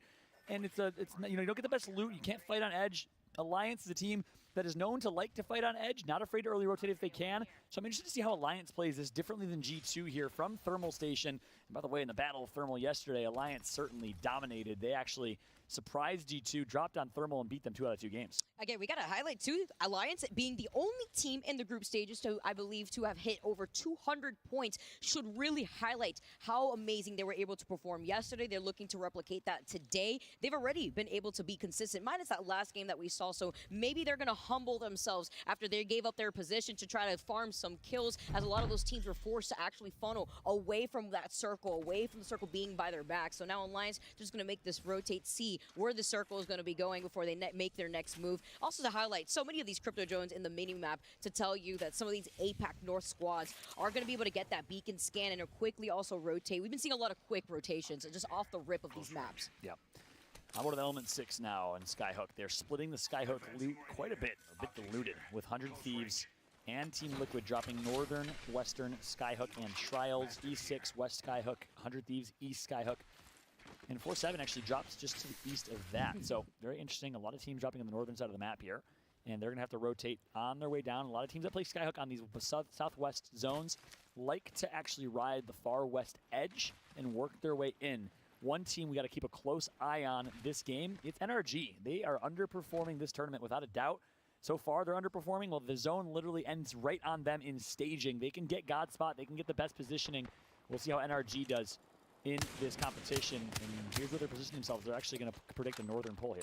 We're talking about quick rotations. We saw Sutu Raikou, who shares the other side of the thermal station section, actually take the balloon out of there to rotate away. You saw Alliance creeping up on them. We see NRG, like you talked about. Sweet is on the Ash. There is no more Loba play that we were talking about from this team before. Team Empire, though, also want to be able to at least scan a beacon to at least see what's going on. They didn't have the opportunity to know where that next circle was going. So now they're on the Bloodhound. They're back on the Bangalore, and they have the Caustic out on the field. Yeah, here we go. Team Empire is actually running Caustic Bloodhound Bangalore here. They say no more gimmick for us. And here comes the push. This is the Empire kind of at their core gameplay. They love these Bloodhound scans because it allows them to get all the intel they need to take these pushes, to play with aggression. Will they get some kill points, though, is the question. Oh my gosh. And this is actually some friendly fire here. It's CIS Team Empire versus CIS Hardeki and the players' squad. And for those that are watching from Eastern Europe, Privyet, welcome. Hope you're enjoying the broadcast so far. CIS European Apex is dominant. And I got a question on Twitter here, wondering, any thoughts on players? They were dominating in the EMEA splits, but not performing so well right now. Unfortunately, having PKMK here, we could see that he's been getting bullied a little bit within the last 2 games. Players, unfortunately, overall, are in the bottom 20th place, right behind Energy, not even picking up any KP so far. So I'm expecting them to play this really slow.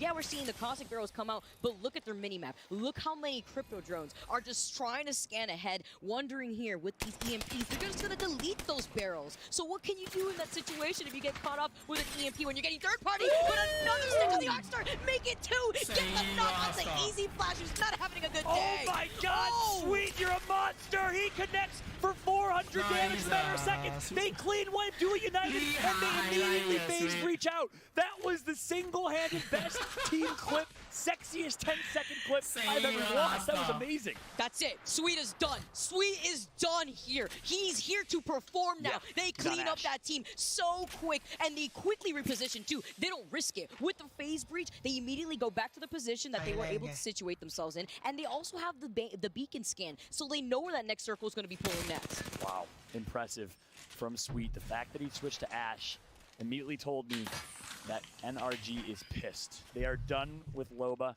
They're done with the utility.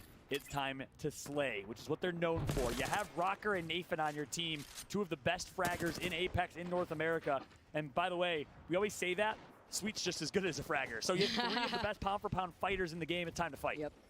100 Thieves now with a phase breach of their own, getting onto the high ground here. The bombardment being called in. Reject now. Gonna take onto the high ground with the grenade follow-up too. The Arc started trying to cover so many of these entry options. The EMP now coming in. This is Reject's green light to fully send it onto this team. 100 Thieves now. 2 of them taken out, only 1 left. We were highlighting North America, and so far it's gonna be APAC North shutting down NA. Ooh. The previous winners, Vaxlon, is the last alive. NRG moving it for the third party, trying to find the opportunity. Vaxlon trying to get away from both NRG and Reject, but Reject have the high ground. Amnu gets taken out. Still alive, though, as Vaxlon is trying to at least find the safety of these crates. Look at Reject. He's letting it happen right now. He's letting him, trying to full focus him, pressure him out into the open, and now he's going to be able to fully send it on the Valk. He can just move right back to the high ground if he needed to. Yeah, Reject says, give me that high ground, give me that spot. They take it right from the hands of 100 Thieves, and they take out 100 Thieves from this lobby, barring something miraculous from Vaxlon, who's going to be down to 2 HP. The long-range they PK. Took it from him. They took it from him. Gets the kill. That is, again, the bread and butter of NRG. Kill points, high kills, high aggression. NRG with 4 already. Love it. Reject now with that information. They know that NRG is in the area. Yeah, that wingman scooped up that KP, but they were able to take 2 players out. As a controller player, I'm so mad right now watching this happen. Hey, you know, I'm already used to it at this point. It's all okay here. You got to go in for those quick shield swaps in case you're in the thick of it too. Reject just looking at where NRG was rotating from, but it's quick to note. They did exactly what they did before when they fully sent it onto Duo United. They immediately repositioned after they cleaned up that KP, and they wanted to secure that train cart. They're not going to put themselves out in a state where they're going to be at a disadvantage and be prone to getting third-partied. Yeah, all that sweet, sweet Skyhook East loot goes to Oh, them. But guess what? again. We got another fight going down here. NRG is not stopping. I think that's them above them, right? That's NRG again. They repositioned right back to where they were, and they got another stick with the Arc Star. I mean, do they miss? Yeah, Skynade's gonna come through from Sharky.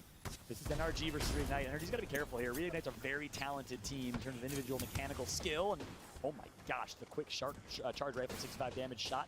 JMW calls for a reset. He's gonna get knocked here. Backs out. Zero, the longest lasting member of this team, is the last alive, and Nathan and NRG are gonna capitalize once again. NRG farms the lobby. It's time to wake up the sleeping giant. All right, Nathan, you're disgusting. You're clicking on heads. You are cleaning these players up.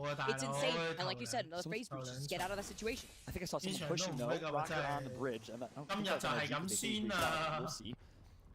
NRG already with 6 kills. Very impressive. 5 or 6 players right now with 0 kills in this lobby. Never thought I'd say that.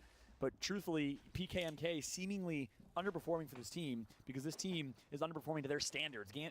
Players is known to absolutely dominate lobbies with Artico on this team, and they're not playing to that same level necessarily. Tough to substitute for a team last minute. Really good highlight right there, too. And that's why we've been seeing players struggle a little bit here. This is such a heavy-hitting team, but they're still just trying to find their footing. They know that that's probably Team Empire on the other side. The only team that has been running the Bangalore and Bloodhound to fully send it. Yeah, they don't have the Gibby, they don't have the Dome, so they're going to just situate themselves inside of that building and just rely on those caustic barrels. You think there's any part of them that's like, that's our boys. Those are our boys. Those are our boys. You know, like, did you fight them? You know? So obviously, no collusion happens in competitive Apex. All is fair in war here in competitive Apex. But at the same time, you know it's them. You gotta give them a tactical crouch to say hello every so often. You know what I mean here. Players are just gonna hold on to this building, trying to slow down their own gameplay. You see them without their Evo shields because, as we saw already before, the EMPs are going to come out. We talked about it with a lot of these caustic compositions. What does that mean for the barrels? That means that these barrels are going to get deleted. So you want to watch out if you're getting pushed on by a squad, if there's any crypto drones in the area looking for that opportunity to third party after the EMP. Yeah, that's right. Those things slow down here a little bit. We asked for some tweets, told you we'd shout y'all out again. At Fallout with 2 T's on Twitter, at Vicky Kitty on Twitter. Use the hashtag ALGS. Let us know your thoughts. Ralphie Otero, aka Mag, said, love the energy between Vicky Kitty and Fallout today. They're flowing perfectly. Appreciate that. But also said, I'd like to say, though, Fallout, it isn't a gimmick when teams use off-meta legends and is kind of defending how brave it is for Team Empire. I completely agree with that. Ultimately, I do think that the Seer pick and the Mad Maggie pick took it a bit far into gimmick territory, especially because they've been doing so well with off-meta picks. Repping, Mad Maggie, Bloodhound, etc., Bangalore, etc. So, I think they did take a risk, which I respect ultimately, and by all means, not knocking that. We definitely want to promote off-meta decisions and bravery here in Apex. I agree. I'm living for it. I love the chaos. Please bring it in our direction, and I love seeing it work here too because it can't even say anything here. Just looking at a lot of these teams. It makes these teams wonder what's going on. Is it the team that we're thinking it is? They're the only team rocking this composition, but it also forces a lot of these teams to work around those compositions. Like the Seer, when you see the ult, a lot of these teams don't want to even take up that real estate. They actually want to respect the Seer ult instead, but what that did for Team Empire was deny them the opportunity to get a safe beacon scan there too, which is why they were playing off of the under part of the bridge. Good point. Actually had somebody mention that too to me, and it was very true. So now we're taking a look at Alliance, who've also slowed down their own gameplay. They're holding on to that choke point over by the high ground, but look who's on their 6. Luminosity Gaming is now making their way over to Alliance. They're about to get into a skirmish right now, wondering if they want to take this or hold the other choke point. This choke point that Alliance is holding right now does allow them to have the bit of the high ground that they could approach in case that there is a beacon on the other side of that choke point that we sometimes see above that interesting. Luminosity coming from launch site, that far south rotation behind Alliance. And we said earlier, I'm interested to see how Alliance plays this compared to how G2 kind of tends to play these thermal station southwest zones. And Alliance finds himself perfectly positioned. Sometimes it's kind of luck. The zone's going to pull your way. This time it does pull south right into Alliance, holding choke. This is a great situation for Alliance, but it's a tough position to be in. High risk, high reward, because you're going to get so much pressure from the south and the north. So we will see. On board of Gotchman, we got to show some love and support to the Mexican who's been performing so incredibly well. 18 years old, brand new to the scene, burst his way on as an amateur player, and that's what you love about ALGS. Anyone watching, any of the 100,000 plus people watching right now can be in this competition in the future. It's an open circuit in every region. Anyone can compete, work their way up the ranks, and make it here. Ganjaman is a living example of that. Top 3 in damage overall. Played so well online, is playing well here as well. Gotta talk about the Challenger Circuit. What's at stake here? You know, your boy Nick Merck's competing through the Challenger Circuit himself. You know, we got some familiar names. Noko out here, Absolutely. Team Sheesh with Wig all over by the secondary stream. Been doing such a good job with your Greek boy out there, Mr. Greek God himself. Here comes TSM though. Their barrels get deleted immediately. They don't even have the chance to actually shoot the one that was right in front of Hal there. The EMP coming in, TSM under so much pressure on the low ground. Yeah, this could be an early exit again for TSM. It's going to be very interesting. Verhulst goes down on Reps and Hal. The duo in zone, but under duress. Let's jump into a quick listening with TSM. Bubble in 7 and I'm gonna res, okay? Here. Bubbing now. Hey, won't let me res you, won't let me res you. Yeah, we're good. They wasted everything already. They wasted everything. We gotta break this fucking drone. Is there any other safe spots? Anything Not really, no. Did we check the other side of this?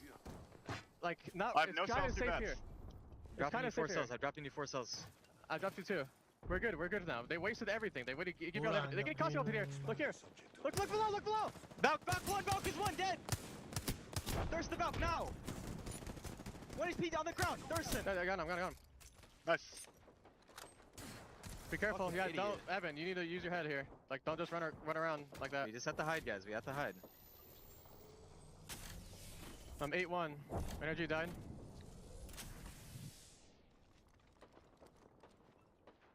I'm 6-1. I'm 8-1. Get traps down non-stop. I have 7-3. I can drop a bat. Dropping 1. Grab it. Wow. So TSM from a defensive bombardment raining down 1 knocked, able to turn it around and actually pick up 2 kill points. Lovely here. Luminosity Gaming, though, we saw it, but from our perspective, Alliance were right ahead of them. Now they get the first knock as Ganjamin gets himself back into the game, healed up. They're coming through, trying to find these different off angles, not trying to funnel themselves in one direction. So that way, Optic Gaming now coming in from the other side as Alliance is in this fight here. Alliance being eliminated. The Kraber coming out in the kill feed. That's going to be Fussy getting taken down. Luminosity Gaming now seeing that Optic Gaming came out on Alliance's 6. See another opportunity to get 3 more KP here. Let's see what they're going to do by that choke point. Team Liquid in a fight too. So much action happening on the outskirts of this circle. That's right, Team Liquid, the standout team and performers of day 1. Second in North America behind Optic Gaming, find themselves in a fight. Gildersons, the young 18-year-old still in high school. And they're going to be taken out here to C9. Cloud9 continues to perform, but they're looking scary. School's back in session. C9 now moving in. Stay naughty. Popping the shield back here, too. Trying to get in. Graceful dancing around the dome, but he drops right into his own dome. Hopefully, he's Elevate actually having the high ground advantage, finding the opportunity. They have the health advantage on top of it. Tier 2. Bid now trying to close things up, but missing some of those last shots. No way. Elevate, the lone South American team here, was looking good, but Reject comes through again. APAC North with the aggression, despite running the fairly defensive Crypto Watson comp, are playing with such tenacity. Love it. I love it. And now they're going to be able to scoop up some of this loot before they make their move, because round 4 is closing in here, Fallout. Nice, you have 3 seconds to make your next move. 4-7. Another one of our teams here rocking the Crypto. They're playing off of the low ground here. They have the Crypto and the Watson on top of it all. They also have the Kraber in their hand here. What's so interesting, Vic, is we called out APAC North, underperforming games 1 and 2, outside of a nice AD Raccoon 3rd or 4th place finish game 2. But so far, this lobby, this game, it's been APAC North. Reject dominating, 4-7 alive, Unite alive, and I believe AD Raccoon should be in it as well. STK, Sutaraiku from APAC South.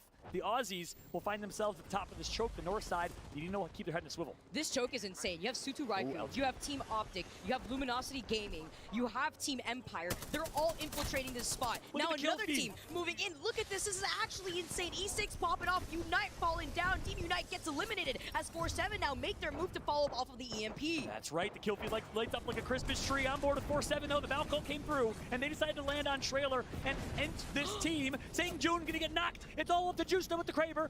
Staying patient. They know he's staring right down the barrel. He connects, but not for a headshot like he needed. Look at this wall of knockdown shields here. They were able to crawl towards him. They knew exactly what to do. The arc starts getting taken out here. just playing right behind us as some makeshift cover. Here comes Team Burger, though. AD Raccoon, they're seeing the action from the inside of the trailer. TSM now moving in for the third party. They see so much opportunity to clean up this KP. And TSM is salivating right now at the opportunity, but Hal goes down early. I don't know what happened. if that was a misplay or what, but Hal does go down. They got to be careful because Team Burger's nearby. And we know 4-7 is alive as well. Hal gets quick res, and he's back to the action.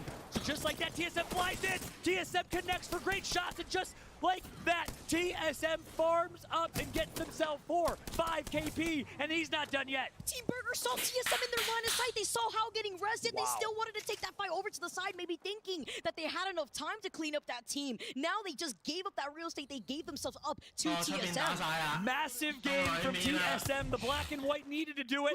Game 3, backs against the wall, all the way down in the standings. You gotta place top 10 if you want to make it to the championship finals tomorrow.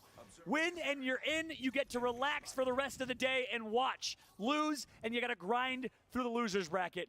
It all comes down to these last 4 games, but TSM doing what they needed to do. And they love those fights, Vicky, because they know that there's that giant mountain between them. They're not going to get thirded. No one's going to work all the way through that choke, and they can take it without risk getting flanked. That's such a good point here. They want to have their backs covered. Here's a circle is closing in, but they have to worry about Element 6, who are holding the edge of that circle. Yeah. TSM could be put into a position where they're going to get sandwiched by Optic Gaming. The Cossack Grenade here, the Nox gas getting put out right before the dome was actually called in here. The bombardments are actually trying to protect them. They're all here in. Comes Reps, though, with the dome to close in that space. They have to watch out. Optic Game's to the right. Nice flank for Burholes. He connects. Burholes popping off with a Spitfire, but Reps goes down. Burholes to 50 HP. TSM farms. They're going to shield swap quick, but Optic Game's coming. Optic Gaming now finding an opportunity. Huge cracks, double cracks with the grenade, cleaning up Imperial. How TSM gets eliminated by the hands of Optic Gaming. The green wall enters Apex, and it is standing strong as Luminosity Gaming flakes wide left. Now it's Luminosity's turn. Yeezel doing what he can right now to get some great shots on Optic, and he's going to do it. Gotchaman swoops in with the car. Hits so much damage. The damage leader from Mexico is performing. Optic Gaming is out of here. It's players. We highlighted PKMK. He heard us. He's the only player left alive for players. Right before this game, they were sitting in 20th spot. But can you do it? There's still all 3 players of Luminosity Gaming up and alive. Swarming in like sharks in the water. They smelled blood, and Luminosity puts Mexico on the map for the first time this weekend with their first win. Mexico doing great on the main stage. Crazy, taking the final game that we have here on World's Edge as well, Fallout. We have different winners coming out. Game 1 with C9, Game 2, 100 Thieves, and Luminosity Gaming to close the chapter on our first map of the series. And again, goes to show, just because you're NRG and Alliance, you get the zone pulling your way, does not mean you're the best position team to win. In fact, there's no correlation between zone being near you and wins in Pro League. Instead, teams that rotate from far away tend to win a slight amount more of games. Very little correlation there, but Luminosity proved it. They came from tree. They worked all the way south of zone, worked their way in slowly but patiently, did not take any risky fights.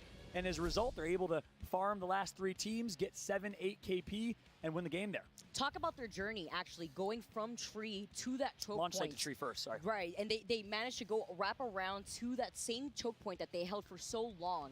We saw Alliance. They saw Alliance. They were poking at Alliance. Optic Gaming sandwiched Alliance. They both cleaned up the team together. Then we had so much action happening south of Optic there. We saw TSM. We saw Team Burgers, AD Raccoon. So many teams fighting in that choke point just so that way they could force their way into that space. But no matter what team managed to win through that choke point, you were going to get sandwiched no matter what there. Optic Gaming had the opportunity to go in for that third party. Yeah, they cleaned up that KP, but Luminosity Gaming were in such a good spot where they didn't have all those teams fighting right behind them. And look at this, finishing off with the dub and 9 kills on top of it all. But let's highlight the fact that players were able to play that with PKMK, the only player left alive on players as a rat. That's a good point. For that entire time to get second. Yeah, ratting out to second place is darn impressive. Nothing to be ashamed of. The 0 kill second place finish at least gets them a few points, but it's not enough. Look at TSM though. 11 kills, most in the lobby. 16 points overall will certainly help them, but it's not enough. They got to perform on Storm Point. Optic Gaming, I thought they were well positioned to win that game. They end up getting 3rd place and 14 overall points, which is much needed for them. They only had 6 or 7 before that. We do know that Optic dropping in the mill is very good on Storm Point. Yeah, I just love this. I love seeing the process that we're having. A lot of these teams just really come up. Even the teams winning, getting this dub with 9 kills. Some of our heavy-hitting other teams actually just wrapping up so many kills along the way on top of the dub. And Optic Gaming, too, with those 7 kills. Look at the far right of your screen. It was all APAC North and APAC South. Yeah. So, yeah, obviously not great performances, but APAC North and APAC South facing top 10. You respect their reject, though. APAC North Korea, Dogma, Minseong, and Jung Yi doing a great job with 7 kills. So, again, the aggression for only 8 points. They only got 1 placement point. They got taken out early. C9, 3 points, but they're going to be more than okay after great performances in game 1 and 2. Back-to-back Team Empire actually getting 11th place, even making the composition swap. No matter what, they still got us 11th place here. Unfortunately, not wrapping up any KP in the process. I believe game number 1, they actually fell in 13th place. So Team Empire. Burger. And how did they get the name Team Burger? I'm actually intrigued in the lore.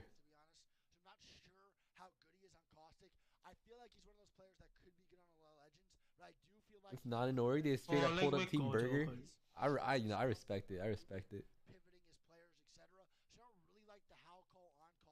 What you know about Team Burger, bro? Orgless Australian esports team. Oh, go off, Burger.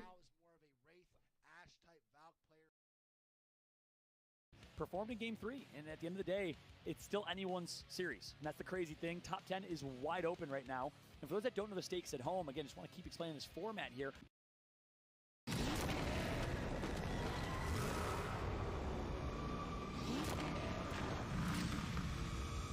Riddler's asking for you. Riddler's latest. It's all about the Waynes. You lied to me, Alfred. Maybe this is all coming to an end.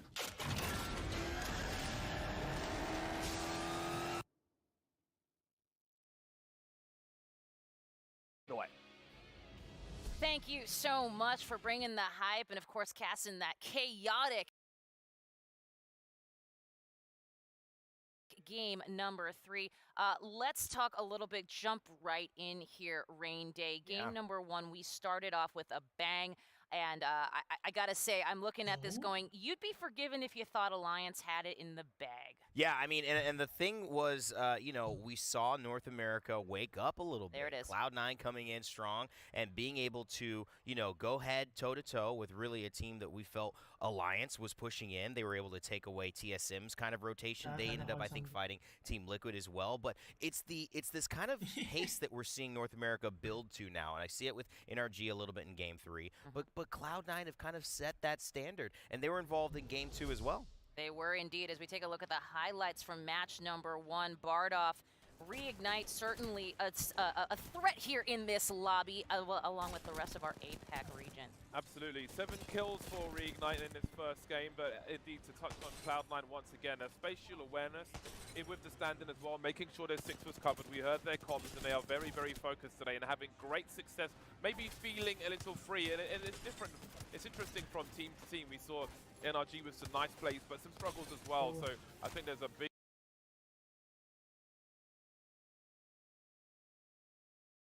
this day really, really well, but Cloud9 really did go for a good run in that first game. And I want to stick with you for right now, Bardolph, for match number 2, because we know how you feel about Team Empire, and we know that they brought in a new team comp as we take a look at these Luminosity Reject highlights. Indeed, they are bringing the spice from game to game, bringing out the sear in this one, but it was about 100 seasoned Cloud9, who, if I'm not mistaken, got 10 kills apiece, so they were really putting in work. And these are big numbers, and you start to wonder, maybe with a sub, you kind of wrote off Cloud9 to some degree in terms of, you know, how far they can go, but it appears that there is no ceiling for this squad if they can keep up these kind of performances. Yeah, just to piggyback off that real quick, 100 Thieves really in this duel with Cloud9, if they don't push them from the high ground, Cloud9 probably wins 2 games in a row. That's how good they're playing. And there it is, exactly. And we talk about Bardolph, actually, Evan, I'll stick with you for a second. We talk about those kills versus wins here. Luminosity definitely bringing in the W on game number 3. Yeah. But listen, let's talk about TSM. getting 11 kills here. Nothing to take a stick at, and certainly will make all the difference in a match point scenario. Yeah, you can tell John was hyping him up. Vicky Kitty was getting hype as well. It was a great cast, and it really showcased how NRG, how TSM were building, and that momentum is definitely started in North America. But just a little bit to the south of that, in South America, Luminosity Gaming taking the win. Honestly, these guys are incredible. They were late on their flight to get picked up, last people to arrive before rehearsal day at the airport, so I had a chance to catch up with them, and specifically talk about how Nizel is playing so well with Ganjamin, one of our high performers, 3rd in damage overall behind the Alliance boys in terms of keeping up with the Joneses, and he's 18, and they have so much pride being brought to Mexico. This is a team that I think people have to watch out for in any situation you let them go. Absolutely, and Bardoff, we talked about this for a second. Luminosity did really well in the scrims right before we started off in that group stage. Yeah, and the online portion of the event as well. Before we got here to Stockholm, they were always Ganjamin was always sticking out. He just appeared one day, and we were just saying Ganjamin. Why are we saying Ganjamin so much? We're like, yeah, what are we gonna do with this? But he's just doing damage constantly, and hopefully we're gonna see a little more of them in the games to come. But Kate, I almost forgot. Game 2. What? Imperial Howl and Hardeki both picking up Caustic. Ooh, stink. I was excited, putting it mildly. But that was quite something. But it's quite interesting, you know, there is a mutual respect between those two players. But they both made that change at the same time. I think it's fascinating to see how we might see more changes from them as the day continues. Let that be a lesson to all of us. And Genome, we're going to take a look at these leaderboards here because math doesn't lie. And as we know, we are going for the top 10 in this round. This is our winner's bracket. Genome, talk to me a little bit about what you're seeing here. I see Reignite. I see AD Raccoon. I see, and I'm going to put this out there, number 10 is a big score. Absolutely. You know, we've got, again, good representation across the board. I must say, North America doing very well today. I mean, look at that on the left side of your screen there. Those guys, I mean, I love seeing some of those, the rivalries, you know, Optic coming off the back and ending that big streak of TSM in Game 3. You know, those rivalries coming through into LAN as well. But yeah, then, you know, the fact that we've got Cloud9 and Reignite, 2 teams with subs sitting here in the top 10 out of 4 teams at LAN, that's baller. That is indeed for sure. Once we take a look at our second page. Remember, winner's bracket, the top 10 head off to Sunday. They're going playoffs, they're going grand finals. It's this page that everybody should be looking at. And Rain, you are nodding your head. You know what this means for the second page of the graphic. Well, that's for those watching today going to be looking at top 10, because if you stop getting in that top 10, especially after this bracket, you're going home. And that is a scary thought for all of these teams to contemplate. Currently, it's these 10 teams here as well who are going to have to change this up heading into the next round. If they don't do it in the next 3 games, still plenty of chances. Empire was my pick.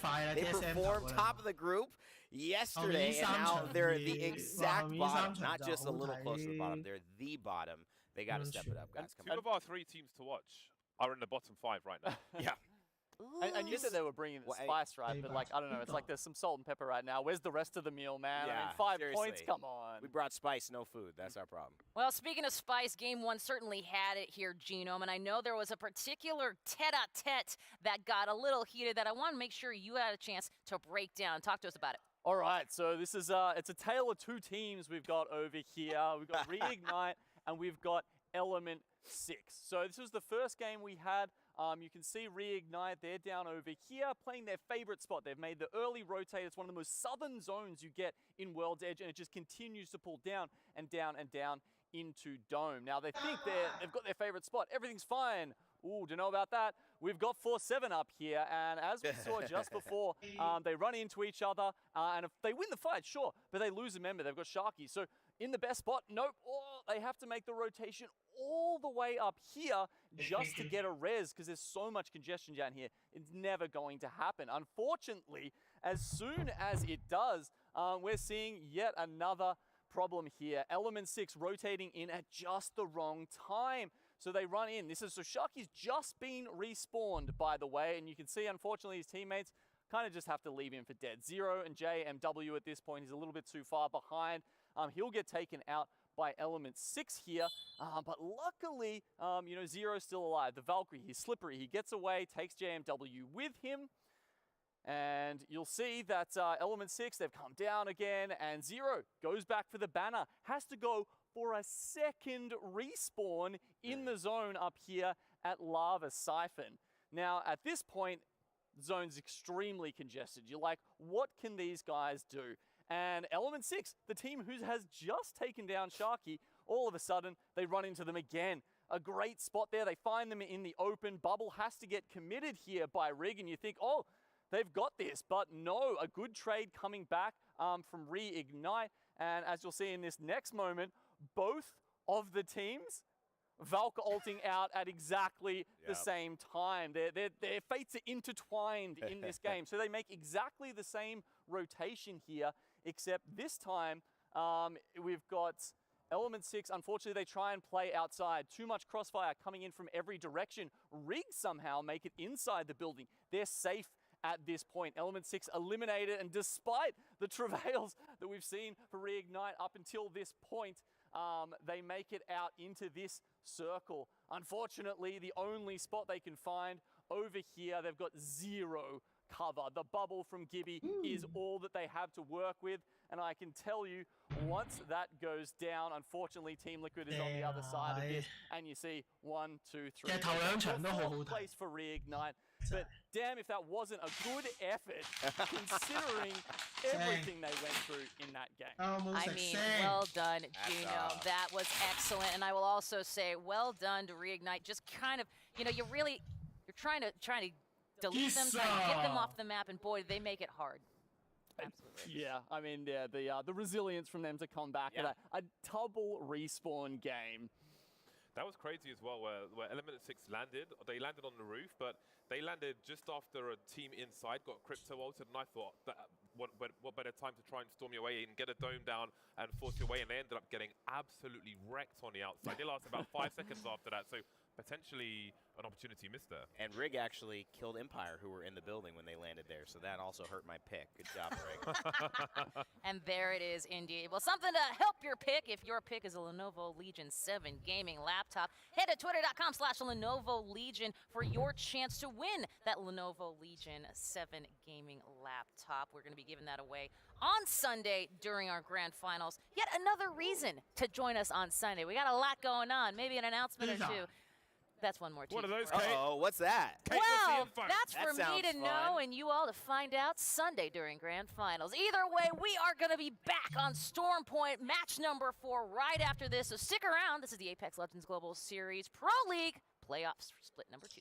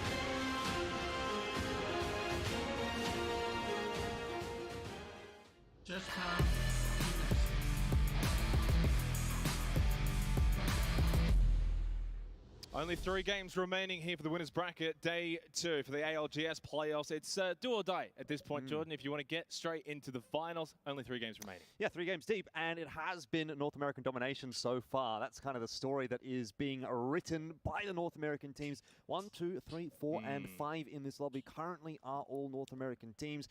You do have a good, solid squad coming through there from the North American region, and everyone else needs to step up. Things can change very quickly, though, especially in just 3 games. We saw that really with our first 3 games, how many points can really be accumulated in a short amount of time. Cloud9 really leading the way with that charge. A couple of teams down the bottom can very much replicate that if they can actually find a bit of form heading over to Storm Point. Yeah, look, I mean, it is interesting having a look back at how the results went yesterday and how they're coming into today as well. For the most part, I feel like the teams that were really performing yesterday toward the top end are more or less being able to come through and do very well again today. I'm looking at OG, I'm looking at 100 Thieves, I'm looking at Alliance, Team Liquid. These teams are all up fairly solidly inside of the top 10 at the moment. They'll be feeling comfortable. But what actually interests me more about this lobby, especially now that we've only got those 3 games remaining, is that sort of 8, 9, 10, 11, 12 kind of position.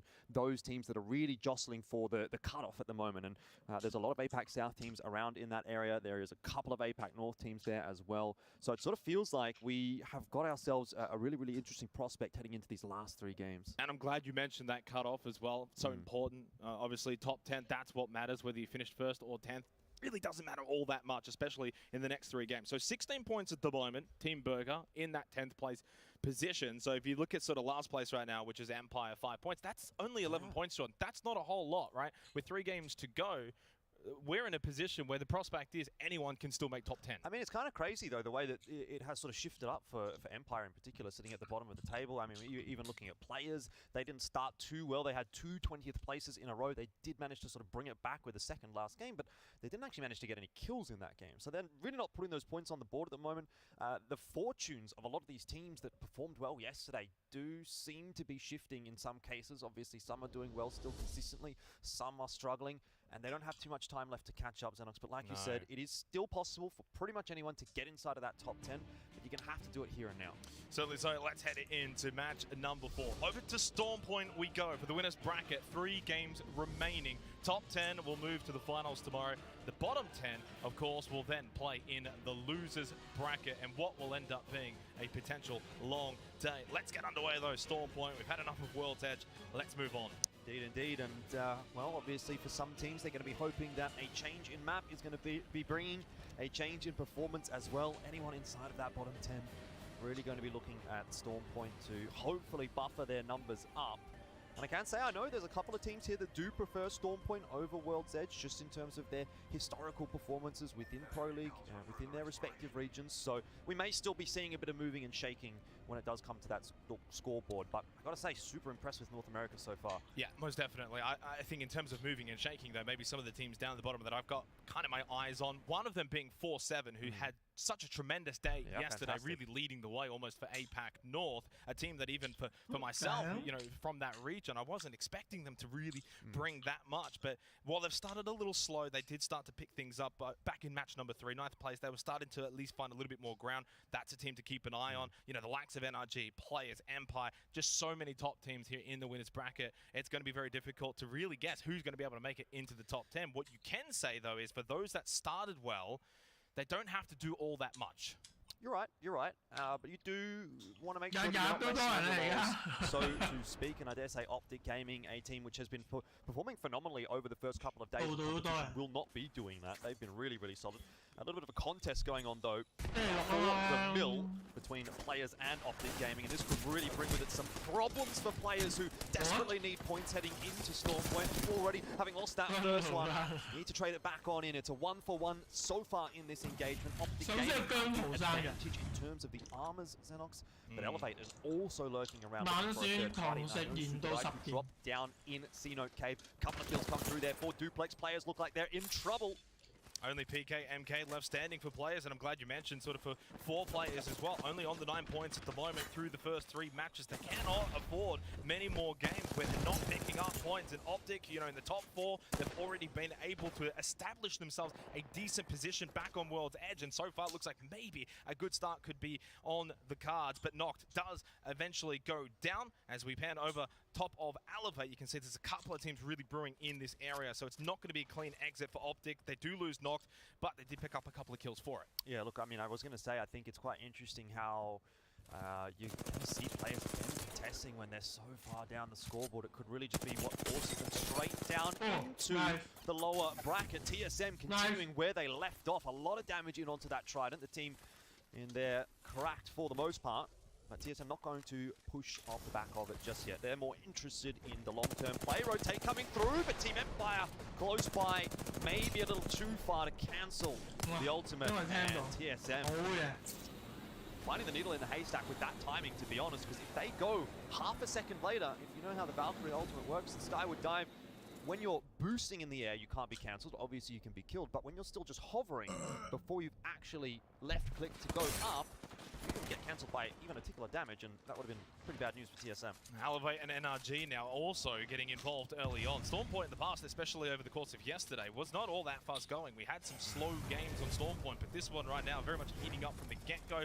You like to see that, especially when you've got some teams maybe on the lower end of the bracket here in the winners bracket, like NRG, like players getting involved early. This is where they can really turn the tide. Of course, it didn't quite go the way that players would have liked. We have a look at Team Empire, and we'll see what they can do here on Stormpoint. That's going to be a team to really keep an eye on. Great shots through there from Cleave with the wingman. Not enough to find a knock, but enough to find Flash and continue to put pressure on the team inside. Clear out the spiders as well, find themselves a bit more loot. And of course, once again, continuing to run the Bloodhound, this time with a Wraith and a Valkyrie. So Team Empire, they have been nothing if not interesting to watch with their team compositions. Yeah, I mean, how many times did we see them switch up on day number 1 yesterday where they were so impressive? Okay, a little bit of a slow start right now, but you know what this team is capable of. You do not want to be writing them off at all, especially with these last 3 games. If they find a little bit of form, they can really pick up points in a quick manner, in a hurry, and that's what you're probably going to start to expect from them. Let's say, yeah, I was going to say, let's go and have a little look in and a listen in with Team Liquid.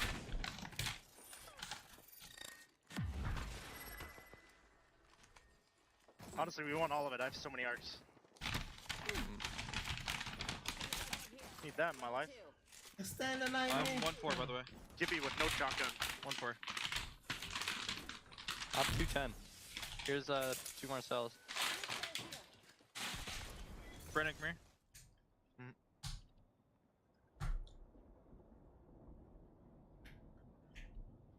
I'll hold both of that for you. Just ask me when you need it. Yep. Yeah.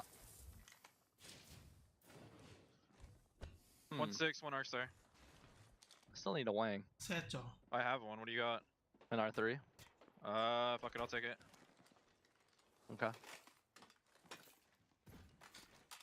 I just stole 4 cells from Spider Cave. They're constantly dropping attachments over there. Here's a 2x. Optics here. Close range.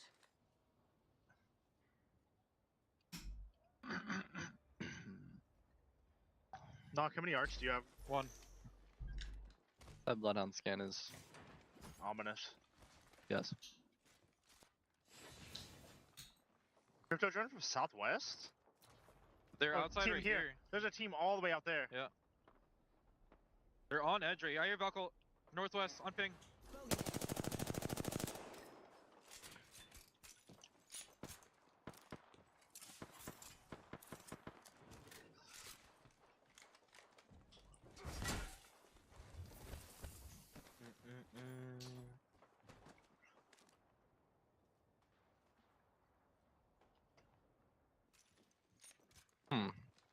Well, not a whole lot really going on for Team Liquid at the moment. Jordan just sitting inside of that orange on the south side of the circle. Not too much close by to them, and honestly, not much we'll be expecting from them.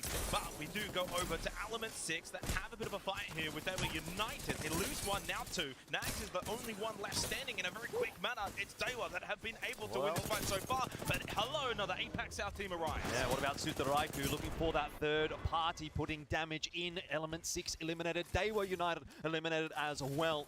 So both the teams, as we like to say, Xenox, mutually assured destruction for one another, and Sutaraiku just moves in, takes up residence and says thank you very much for the circle positioning, the loot, a bit of KP in there as well for them, I'm sure. So it's not worked out too well for Element 6 today.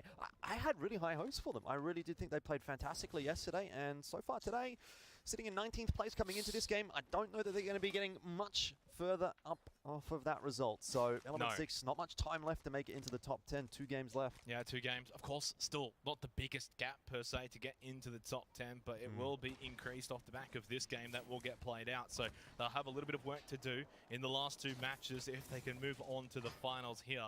We have a look over towards Reignite. Now AD Raccoon, who had some issues unfortunately yesterday. Hopefully for their sake, they can find some fortunes maybe actually with their setup. So they unfortunately were playing with basically 2 players yesterday, Jordan, and they still made it into the winners bracket. Yeah, this is a team that's so strong from APAC North. Really good games, didn't they? They were really, really impressive in that initial lobby that we got to watch. Things did sort of slow down a little bit for AD Raccoon, but they did enough to get themselves inside of the top 20, and now they're hoping to get themselves inside the top 10. Just sitting on the cusp at the moment. You can see in 11th place, 17 points. They're not too far away, and as long as they keep that scoreboard ticking over, then they're going to keep themselves in that discussion. They've got a good spot here, high ground, easy to defend. Not a whole lot going on headed in their direction. They're mostly the aggressors in this situation. So they're feeling comfortable at the moment. They'd love to just upgrade those 2 sets of blue armors to purples ideally before they really have to take a fight. But at the moment, it's looking pretty good for AD Raccoon, I have to say. Certainly agree with you, and I think right now for most teams actually, I mean we've got what, 17 squads halfway through round number 2, most of them playing on the edge of these circles, which has become a very big trend that we've seen here for the ALGS playoffs. There's really not a whole lot of center play. Most teams just preferring to play around the edge, not forcing their way in if they don't have to. If they can find a spot, sure, go for it. I mean, we saw Team Liquid before in a very, very good position, center of this circle, a little bit maybe towards the south, but things will open up eventually as this game does continue to progress. And when you look at AD Raccoon's position up above, you've got the crypto, you can use that drone, get more information and really scout out around. You do back them in from this spot. Indeed. Got a drone flying around. Probably multiple drones flying around, quite frankly. Information being gathered. I mean, account 5 in the minimap alone. There you go. So that'll do it. Cryptos are definitely making an impact here at the playoffs. You know, it's funny you say that because it's not something that I'm really used to doing, to be honest. Right, we don't really see them in APAC South all that much. I've been in a situation where I've seen about like 14 or 15 drones all up at once. Yeah. And at that point, you just wonder, is anyone really gaining much information if everyone is gaining information? Well, if everyone has information, no one has. That's how the saying goes there. 4-7 definitely need to be putting in some work at the moment. They've struggled today. They had a fantastic day yesterday and now find themselves in an engagement with the zone at their backs. Not an easy situation to be in. Taiwan having already found a knock or 2. And 4-7 eliminated with absolute force from Empire. That was clean as a whistle. Yeah, and unfortunately for 4-7, you know, the sort of form that we saw from them yesterday, the great plays that just haven't really been able to find their footing here in the winners bracket. Of course, a very, very difficult portion of this event when you've got basically the best 20 performing teams from day one playing here in the winners bracket. It's going to be a little bit more difficult. Now let's go and have another quick little listen in here with Team Burger.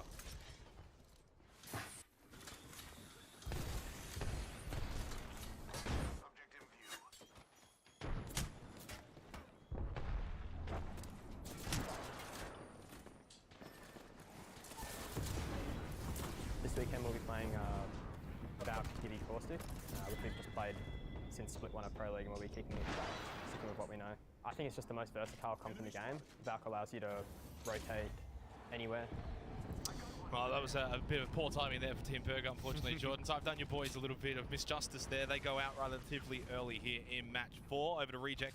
Still triple blue on the move. Only the 1 kill to their name at the moment, but a team that, again, like AD Raccoon before, on the cusp at the moment. 13th position, a couple of points as well to their name already from the first couple of matches, and a team that is really, really solid. Again, you know, I touched on this yesterday, but this is the former Fennel career team that won a championship back in 2021. Really, really good team when it comes to winning. They know how to do it. You know what I think is crazy about this is there are so many teams that we can talk about in that kind of capacity. This is such a strong team. The X or Y is such a strong team, and you're sort of clashing them all together, and we finally get to find out which region maybe is going to be the top dogs. At the moment, it's kind of looking like it's going to be NA, but there's so many exciting storylines from all over the world when it comes to the Split 2 playoffs. And of course, APAC North, I feel like they've been struggling a little bit today, Xenox, so you'll be hoping to see maybe Reject getting on the board here on Storm Point. TSM definitely having picked up where they left off. They've been doing a lot of damage, and they've set themselves up inside the orange with Team Liquid. Yeah, they've moved in. They're neighbours. They're just like going to share this space for now. TSM and Team Liquid have got a little bit of a stalemate here and are happy to just maybe put rivalries on hold. One above, one down below. It's a really good position. This orange, of course, south side of the circle, very much in. You're expecting it to probably stay in for a little bit longer as well. So both teams happy with the current situation. The question is, at some point, one of the two teams will have to make a move, and you want to be the first team or the second team. All you don't want to do is get third-partied here. For sure, for sure. Although I'd actually have to make the argument right now that TSM and Team Liquid are feeling pretty comfortable. Circle shifting in their direction. It's going south, and generally speaking, when it does that, it will continue to head in that kind of a direction. So they might be anticipating that pool to continue to head southward.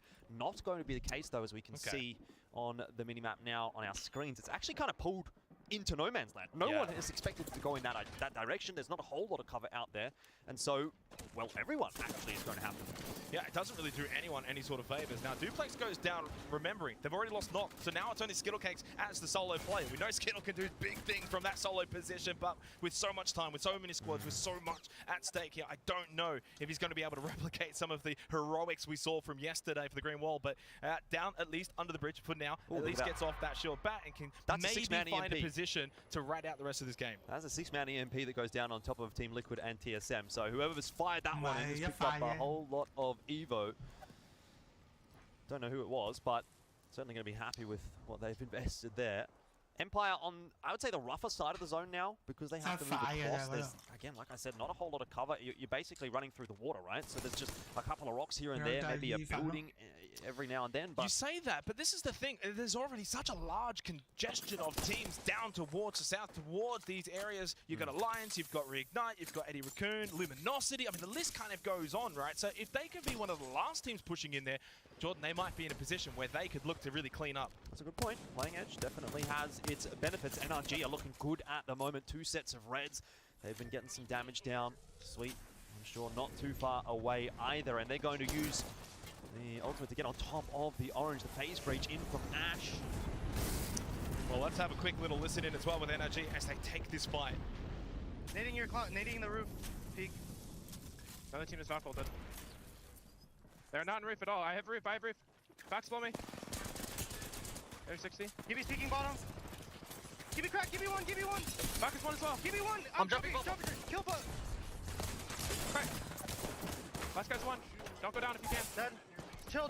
Where's Lars? I'm batting. Another team. I'm ulting. Go tag. I'm batting 4. Ulted. He's peeking the top. I died. I'm trying to run to the cannon. We can win this, I think. Can you come to me? Back is flash! Down. There's a swamp on my box. Stuck one. I died.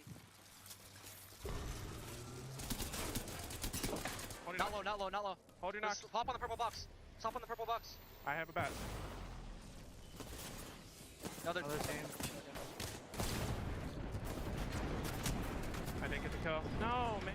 Really nice comms coming through from NRG there, but unfortunately not enough to get them the victory overall. Sutaraiku have been an annoying pest for a bunch of teams so far in this game as they come through for yet another third party. 100 Thieves also being eliminated. I did love listening to NRG there though. Very calm comms coming through, telling what box exactly had the armor swap, how much HP exactly certain players had, and it looked like they might actually be able to pull that one off.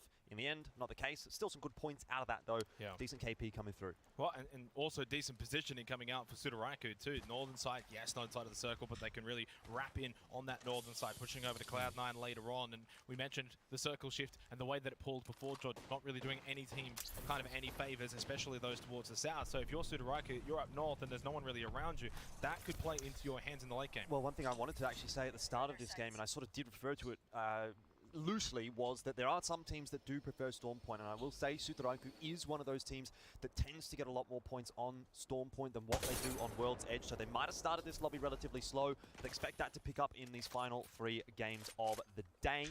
And maybe they can still make their way into that top 10. Did see a Kraber out for a moment there as well, so keep your heads down. Yeah, and while there are some teams looking to play Edge, Empire have elected to actually just send it straight in onto the island and go for a center position and try and hold out. Now, the downsides to this, Jordan, is obviously then there can be a lot of eyes on their position, so they're going to be having their hands full for quite a little while here. Yeah, certainly. This is one of those positions which can work, but there's a lot of angles that can see into it, so it can be a little difficult to play. Luminosity, on the other hand, are out of the zone for the moment. There's a nice little cubbyhole to play in to heal up, but it doesn't give you a whole lot of room to work with. The Kraber, once again, is going to continue to put in some work, and unfortunately for Team Empire, starting to lose players, and they've now lost all 3. Empire in 12. It's a double-edged sword. You push early, you want position, but then there's so much pressure that comes with that. And Team Empire do go out in 12th position. So again, another game where they've just not been able to accumulate a lot of points. And now actually Sutaraiku moves into that position. They've got 5 KP, and I'd actually argue that the position looks a little better now that the zone is starting to come in. You're not going to be collapsed upon from multiple angles. You're really only going to have to deal with what's in front of you, as opposed to what Team Empire had to deal with, which was pretty much everywhere. That said also, Bullet gets himself another Kraber. We've seen him with it a couple of times so far in this competition. And he's going to hope to put it in good use. Let's have a listen in with Sutaraiku, see how they're feeling. Okay, bridge team. Caustic flash. All you guys, all you guys. Caustic one. Kill him, kill him. Nice, good knock, good fucking knock, dude. Someone swap and hold bridge. Fussy, swap and hold bridge. Yeah, alright. I need a Kraber for these guys. Enemy spotted. Over I've there, almost got Walty. Gibby back. I've almost got Gibby back. One down. Gibby? I'm waiting to kill these guys. Over here, Walty as well. The Gibby's flash. We're here. Yeah, here. If he peeks. Dead. Nice, good fucking knock. They're like fighting bridge. Okay, bridge. Can we fight bridge? Maybe is there? Is bridge fighting? No, Not we really. got time. We chill. Nice. Do you want to set up play? swaps? You can even play back on me. No, again, we want to play this fucking backside because it's him. We do not want to fucking play in the middle. Yeah, I'm sitting back here right now. I'm gonna move swaps to the backside, dude. I'm setting my drone up in the tree. It's just gonna give us wall hacks the whole time. I'm setting up swaps. Give me a sec. You're holding right, yeah, Fussy? Yep. Waltz is playing flex. I've got left at the moment. I've got Gibby all back, by the way. He's setting up swaps on the tree on the rock, okay? Fussy, check where they are. Yeah, they're here. They're just on the thing. Bridge team. I got him. I got Gibby all back. Keep that in mind. I got 3 swaps here. I'm gonna probably set up some fucking nades and shit too, and some Is there a gun swap? No. I don't have a gun swap for you. I dropped it. I'm gonna grab one. Careful. It's fine. They're too far to do anything. Don't worry. Yeah, I got a gun swap now. I'm dropping some nades here. Bridge has fuck all to play, by the way. I dropped. There's arc stars here. There's arc stars here. Yeah, beautiful. One in the middle. 1K in the middle. Grabbing loot. 76 heady. Can you? Yeah, I'm waiting for him. I cracked him. Can you tag him? No, I missed. It's fine. We burned his bub. Early. Yeah, nice. Good job. Popping about. Call for Gibby ult. Is there? Yeah. We just need to focus left, I think, Walty. Yeah, left. They're wrapping left. Left's gonna fucking die here. Yep, Gibby ult EMP. Is that in? Not yet. Wait. 90%. We can Gibby ult EMP and they will all fucking die on that cannon. On the cannon. Yeah. Play here. What's Bridge doing, Fussy? They're just chilling. I have Gibby ult. Right here. Down. You want me to give you all this? Look here, Walty. Yeah, you can give me out. Wait, you give me out and EMP these kids. You give me out and EMP these kids. Yeah. EMP them. I'm taking my drone now. Going now. Tagging. I'm going now. They're in the corner. They're cracked in the corner. All cracked in the corner. They're dying. They're all dying. Flash. I'm not using EMP. Yeah, don't. You're good. They're all fucking weak. Fuck, dude. I want to clean that up so bad. There's 2 teams on the bridge still. I'm so horny for that, dude. They're all dead. We missed out on kills, but it's fine. It's alright. I'm just chilling. Can we kill Bridge? No, there's 2 teams. One top, one low. We just chill. They fight each other. Yeah, all we have to do is hold. I need a gun swap. Switching to a wing. It's fine. Grab I don't nades, think grab we just can't let them fucking walk up for free. Get rid of most of yourselves and just grab nades. Wait, I hear one in the water. Careful. You know what, I'm gonna set up my drone. I'm gonna set up my drone in the tree. I'm fine. Don't worry. It'll just scan through. I'm just trying to fucking. I'm trying to get one of the teams that, like underneath in the open. Yeah. All good. Having a cell. Might I got grab an nades. I extra got nade. 4 arc stars and a fucking thermite. You have EMP? Yeah, I do. When Is they that rotate, the I think we spitty just EMP. It's empty. It's pretty much empty. Don't worry about that. Don't worry about the spitty. Any nades? Any nades? Someone took the arc stars. Good. Zone's closing. You've got EMP, right? Yeah, I do. They're like playing here. They're gonna get shot in the back. Yeah. They're right here. I'm grenading Try and put pressure on them. Yeah, good nade. Good nade. They're right here. They're gonna EMP them. EMP now. Don't go through the EMP. It's fine. In the corner. Spam nades. Burning.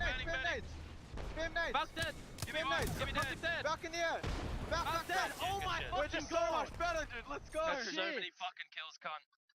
Let's go. And what a way to win it for Sutaraiku. Wonderful listening all the way from the mid stages of that game into the victory. Sutaraiku put their name up in lights once again, and I think that might actually mean they are the team with the most wins at this competition so far. That is incredible. That is a stat that I didn't think possible for those boys, but hey, they've proved me wrong, Jordan. What a result. And look, they were outside of the top 10 coming into this game to find victory there, and a big one, a lot of kills as well. That's going to do them a world of good with 2 matches to go. I'm not going to lie, I kind of have goosebumps listening to that. You know, obviously that's my region. They're Aussies as well. We're both Aussies, and it feels like it's all coming together here at the LAN playoffs for Sutaraiku. They're feeling good. And what I have to say, listening to the listening, the way that they were communicating, the way they were talking, it sounded fantastic. You know, I've listened to a lot of their play. I've watched them scrim and that kind of thing. And sometimes they get a bit down. Sometimes things not going their way. But it feels like they're confident. It feels like they're happy. There was a lot of good vibes coming through there, which seems like a great sign, in my opinion, that Sutaraiku is really feeling good about how this is playing out for them here at the LAN playoffs. They're feeling happy. They're saying, you know, good shot, great stuff, 100%. nice EMP, blah, blah, blah. Excellent comms coming through. And what I also really enjoyed listening to and actually watching play out was the fact that, you know, it was exactly as Waltzy said in the interview yesterday night, that Crypto comes through for Bullet. He just sort of sits up in the air, makes comms, 25. tells the controller players what to do, and they execute. So he's kind of like the puppet master pulling the strings for his little minions, and the minions did a bit of work there. But obviously, a very favorable pull for Sutaraiku as well. Very beneficial. They had 15 points, Jordan. 15 points coming into this match number 4, and they've just gone and got 25. So that's going to do them absolutely a world of good going into the final 2 matches. Well, what did I say? Storm Point, that's where they play the best. Honestly, that's why we pay you the big bucks, Jordan. But other teams, of course, also soaking up points. You can see how top-heavy it was this game. Cloud9, Team Liquid, even AD Raccoon, all being able to get double digits. From there, it drops off quite massively. Indeed, indeed. Well, I have to say, there's still a lot of time left for some of the teams, but those that are really towards the bottom end of the table now are probably starting to run out of time, right? 2 games, it feels like a lot when you're already in the discussion, but if you're 4-7, Element 6, for example, they were United, these teams that are really sitting at the bottom of the table, not only in this game, but overall for the 4 games that we've played, have you run out of time now? Well, and also teams that did so well on day 1, 4-7, and you know, and Empire, I think were 2 teams that I had my eye on coming into the winners bracket, and I thought, can they continue the form that they had on day 1, bring it to the winners bracket, get to the finals, and get a bit of rest, right? Because if you do make it to the finals after these next 2 matches, you're not playing again until tomorrow. So that's a pretty big boon in itself. That's what you want. Especially with the format that we've had. They're long days. They're long days. But, obviously, there's still 2 games to go, and as we've already mentioned before, you know, ultimately the 10th place position is still achievable for even the teams down the very bottom. Absolutely. Let's take a look, though, at how things shaped up for Sutaraiku. As expected, you're really going to probably be seeing Waltzy and Fussy doing the lion's share of the damage, because Bullet, a lot of the time, he's spending inside of that Crypto drone, just getting the info. He's getting a lot of assists, obviously, there as well. But for the most part, it's really just going to be those 2 controller players rolling through the competition. Really, really solid stuff. I think Fussy and Waltzy have been super, super impressive. I mean, yesterday I did give a shout out to Waltzy on the analyst desk. I will reiterate that. It's his first LAN in Apex Legends, you know, coming overseas, playing phenomenally well and really, really stepping up. You combine that with the fact that Bullet is someone who has played at both of the major LANs we've had in Apex Legends as well. True. He was at X Games, he was at Poland. He, you know, obviously didn't perform super amazingly in either of those. It was a bit of a different era. There was, you know, a much different kind of a vibe from the APAC scene, from the ANZ scene back then. There wasn't really one, to be honest. But Bullet was one of the standout players back then, and he's back to back now in terms of international That's a lot of backs, mate. That's a lot of backs. There's not a lot of players that have done that, quite frankly, and it's super impressive that someone from ANZ, by the way, an unsigned team, one of the 2 unsigned teams in this entire competition, has been able to do that. Absolute tragedy that they haven't got representation, but who knows, maybe after this it could come their way. Right now, though, Cloud9 still leading the way in the winners bracket with 2 matches to go. You could probably, Jordan, in fact, you can definitely put a big tick next to them in terms of going to the finals, and you could probably even then say that for a couple of these teams, especially those on the top 5 positions, so Sudaraku, Luminosity, Team Liquid, Optic. I cannot imagine a world in which 30 points sees you in the bottom 10, right? So while you don't want to rest on your laurels with 2 matches to go, you want to continue to build form and momentum going into the finals, they can feel a little bit more confident and comfortable. Well, what I want to see here as well is what is the rest of the pack looking like? You know, is 23 a solid cutoff? Is it a solid lead? And actually, it kind of is. I mean, 7 points, it's not huge, but when you've only got a couple of games to haul that back, then it starts to become a little bit more problematic. Maybe if you have one stumble here, if you're Burger, Dewa, players, you come down to one game and you have to overhaul like 7 to 10 points, and that kind of doesn't happen every time. So. Is there any teams here that you think can get the job done, 2 matches to go, to overturn their fortunes that we've seen from them in the first 4 matches and make their way into the top 10? I mean, for me, 100% you have to be looking at players and saying they're underperforming at the moment. This is a phenomenal squad. They did really well yesterday, but they're going to need to step it up here today. So we'll have to wait and see, Xenox, because we do have a couple of games left to play with. That was game 4, done and dusted. 2 more here on Storm Point to decide which 10 teams will go through to the finals. Don't go anywhere. We're taking a break, but we'll be back in just a sec.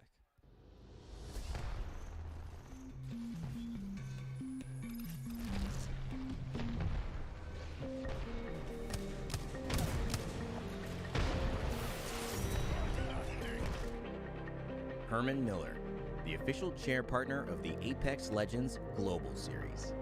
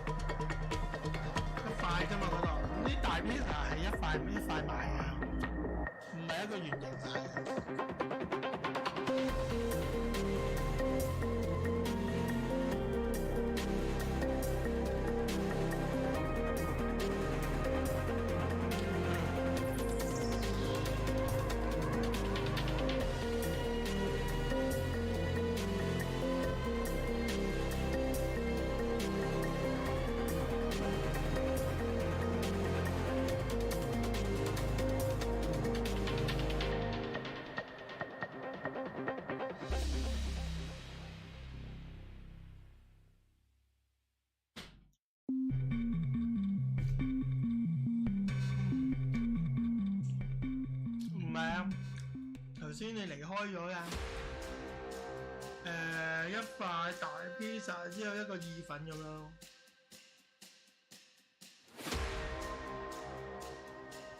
然後就再加3隻雞腿小食。我已經飽啦，因為個意粉好滯。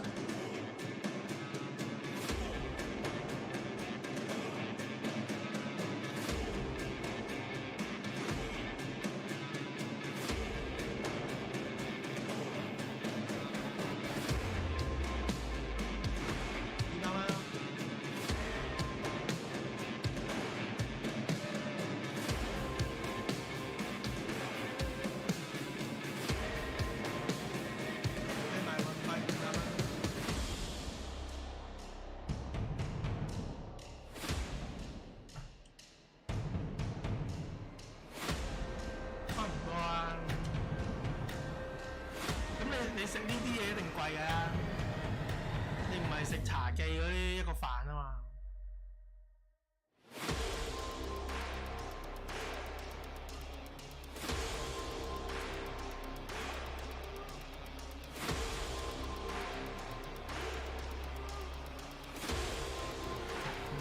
full panda 咧？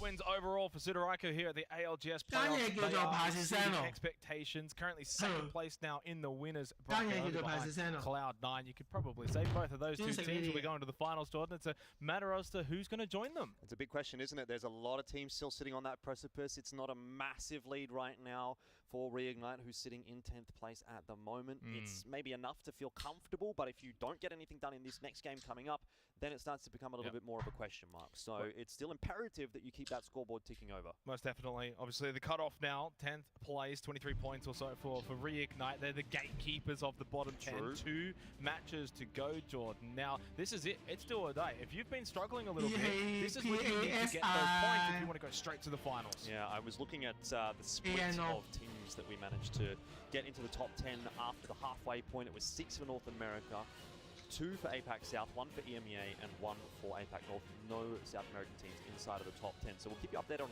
how that continues to change heading into the later stages of this lobby. I feel like it is going to start to particularly if, for example, Sudoraiko lost their position in. They were one of the teams that was in the bottom 10, and now they're in the top 10 quite substantially so. 40 points, I think that's probably going to be enough. The question is, what will actually be enough, Jordan? Do you think it's above 30 points? Would you put the cutoff around that position? Because if you did, then that's the top 6 maybe locked in. I mean, it's always hard to say, it's so difficult to predict, isn't it? Especially with the way that the games have been so wishy-washy of late in this competition, right? You've had teams that have just done kind of nothing and then walked away with a win. Like I'm looking at yesterday, teams like CLG and GMT, basically, you know, really struggled for the vast majority of the day, and then they would find a win out of nowhere. And that's the kind of thing that if you do that in this game right here, in this lobby, with only 6 games to play, it actually makes a much bigger difference than what it would over what was effectively an 18-game series. And the best part about the winners bracket is those in the bottom 10 are all certainly very capable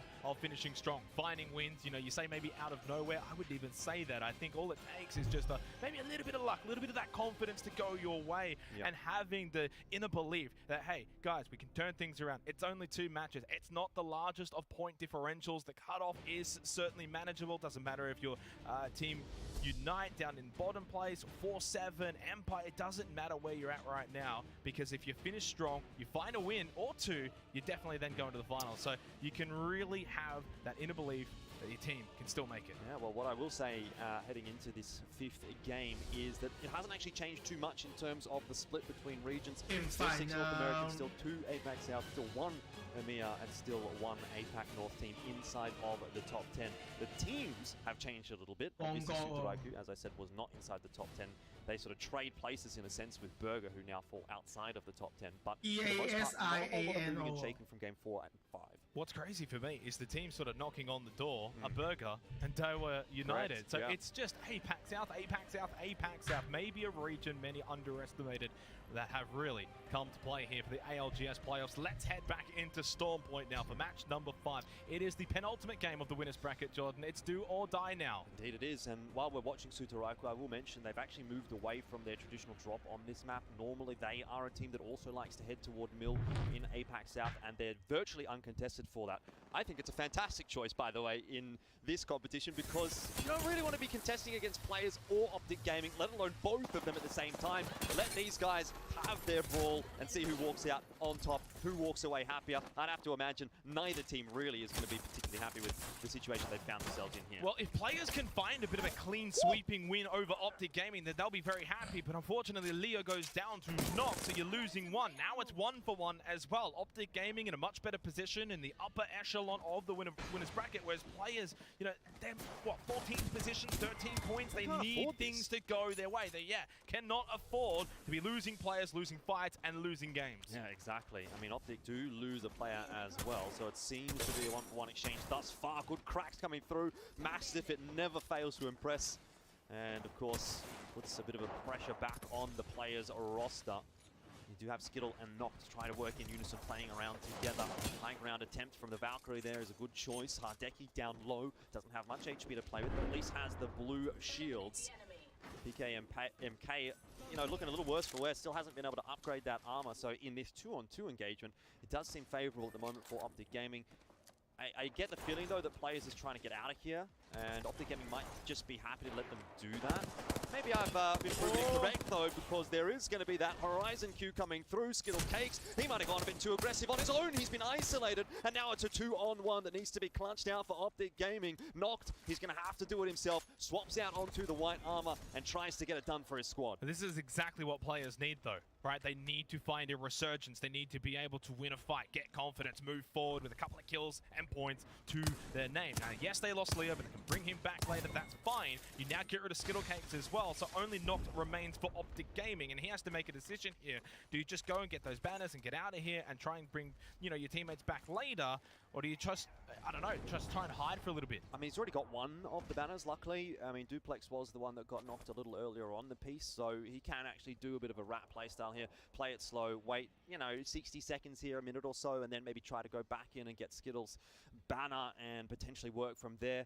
We saw Genome, obviously, with that great Telestrator segment where he showed us that Reignite managed to get themselves 2 reses in the same game. It's not out of the realms of possibility, especially this early on in the piece when the lobby is so spread out that you could potentially get both of these guys back into the game and do it comfortably. But you're going to need to do it intelligently, because anyone sees that ship flying through the air, they're looking in that direction. They see 2 players jumping out of the ship. All of a sudden, I mean, they're thinking, hey, that's some free points. That's like a pinata. Big window for players, Jordan. They needed that. For Optic Gaming, you can see on the sort of live standings there, 4th position at the moment, 31 points. They're doing fine. They're having a great time of things in the winners bracket. For players, though, the same cannot be said. So that is big for them to regain some confidence moving forward into the last 2 games. If they can really build off that, you know that they are a team capable of getting into the top 10.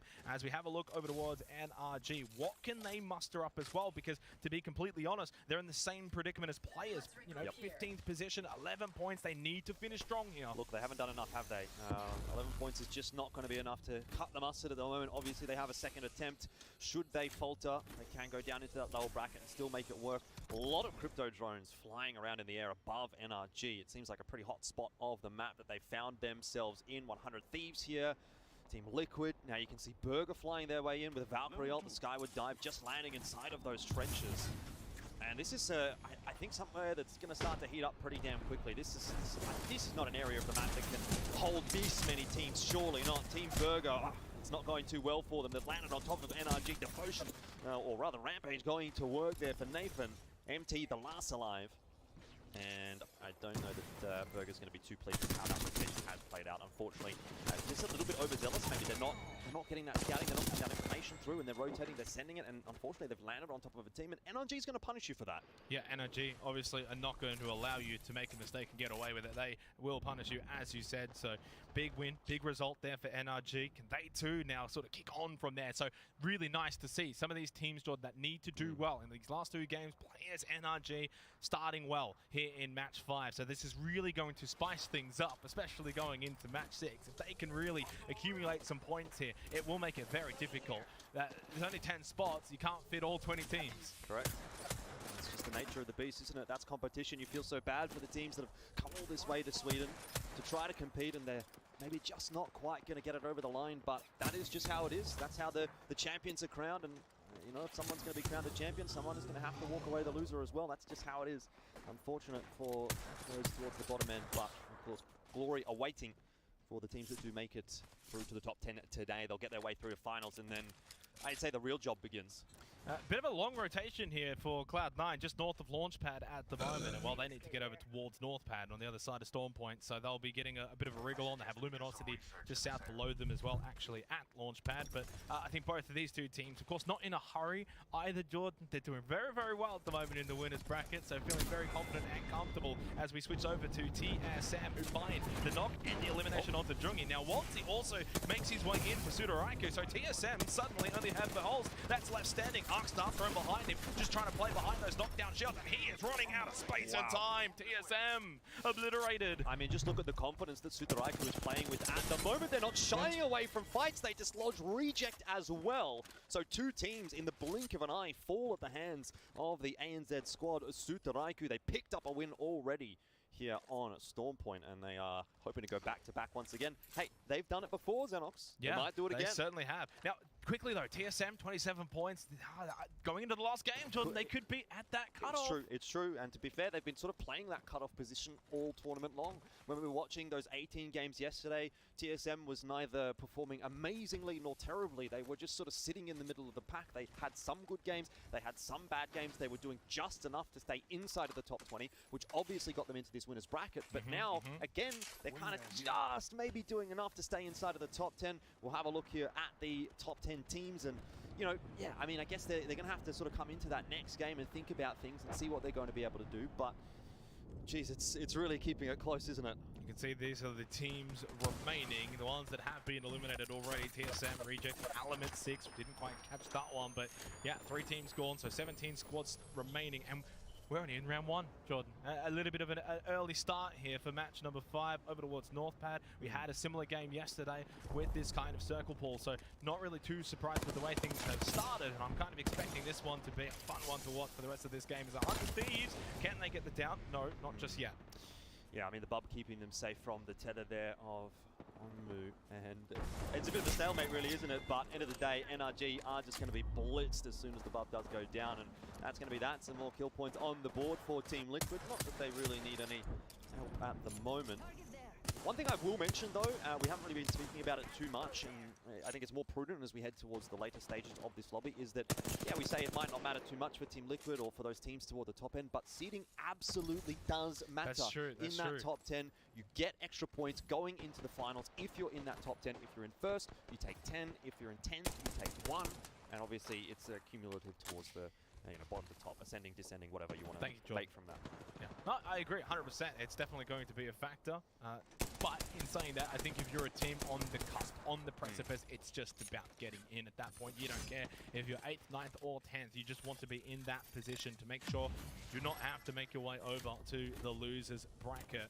Team Liquid, 32 points. I think we're probably going to see them make their way into the finals. They've been so consistent today into the top 4. I don't sense a world in which we could see them drop out of it. And as long as they finish strong in these last 2 games, it'll be a given. Well, players do have 3 back up. Remember, they were taking that contest inside of Mill really early on in the piece against Optic Gaming, who have also managed to get a full squad online. So, yeah, you know, a little bit of a brawl at the start of the game has gotten both of the team's blood pumping, but they have managed to back away from one another, reset themselves, and they're prepared to fight now heading into the later stages. I will say, I think Optic have come out of it a little bit better. They get to lock down Mill, they get to loot Mill, and they also get to sit there and replicate for the majority of this game. So they're feeling a little bit better about how that's played out compared to players, but at least in players' case, they have got those 3 players back on up, so good to see. Obviously going to have to get a move on away from Mill, make their way up towards Northpad for the next portion of this game though. But yeah, it's an intriguing one. We saw it even back in match 4. I think it was Elevate, was it? Players, NRG, all sort of dropping around each other too. So we've already had a couple of that really happening here on Stormpoint. You do wonder, is that going to be an instance on match 6? You know, it's the final game. You need points. Do you even go and attempt even playing against Optic again, or do you shift away? So that's going to be something to keep an eye on, I think, for Optic and players. Most certainly. Still 16 teams alive as well. So we're getting a pretty quality lobby out here. Empty. Unfortunately, the last remaining member of Team Burger from what was a rather ill-fated rotate, you know, is a bit of a blow to their campaign in making it towards the finals. They were sitting in 11th coming into this game, and they're currently still sitting in 11th, but I don't think that they're going to stay there, right? You can't really walk into a game like this when you're so close, so tight with a bunch of other teams, get 0 points, or maybe, you know, maybe MT can rat out a couple of points here or there, but it's just not going to be enough to really solidify that position. So they're going to need to go big in Game 6 if they want to make it to the top 10. Yeah, I think half of the, you know, bottom 10 are all just about double digits anyway, right? So they're not too far away from Team Burger. As you said, I don't think that they will be in that 11th position when it's all said and done. What they will be, though, is still with a big chance. As long as they have a good match 6, definitely capable of seeing them make it into the top 10. Sleep with a down onto Easy Flash. In fact, they were united. Well, that was actually quite easy.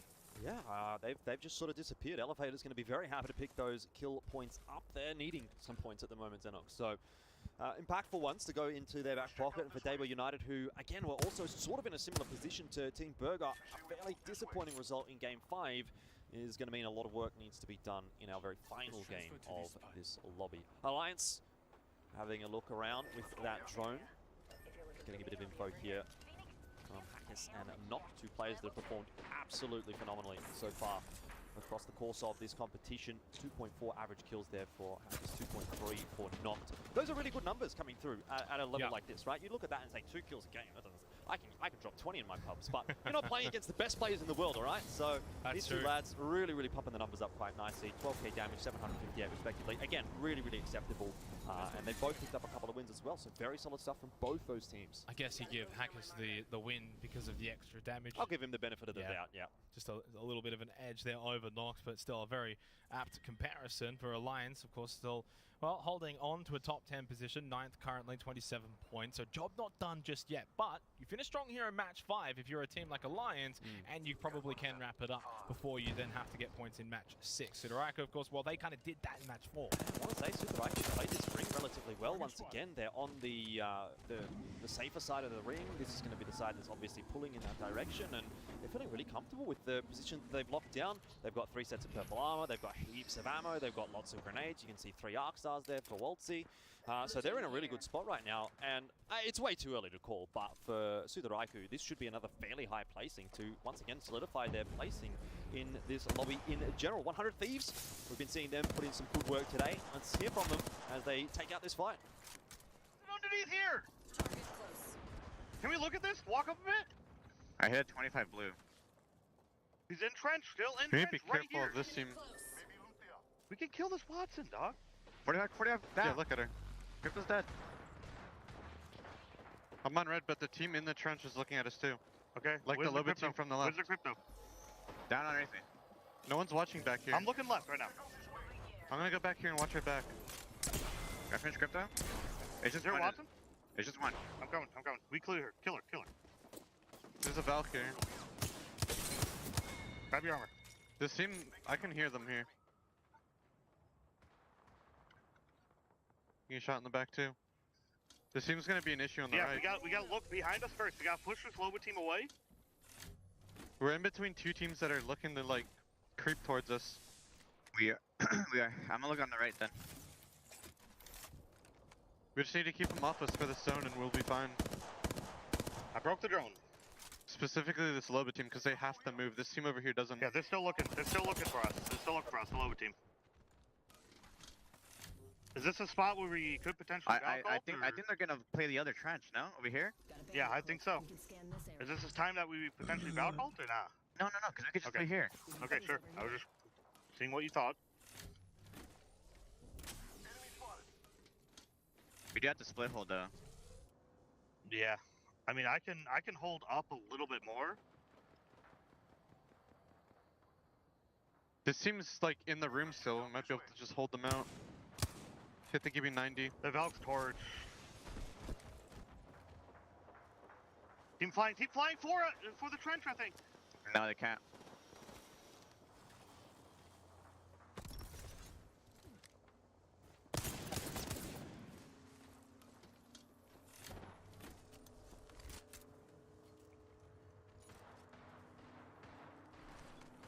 I'm playing the edge right now. Yep. Be careful of the trench here.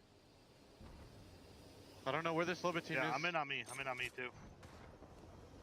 Team flying right above us. You see the anchor, Luck? I'm gonna hold across here. Is this rock good? Yes, yes. You can play the rock. I'm gonna hold across here. They're getting fucked I here. cracked the valve. There's someone right here. Is this clear? Did you clear that? It is. Yeah, that our trench is clear. The other one is not. There's a Valk here.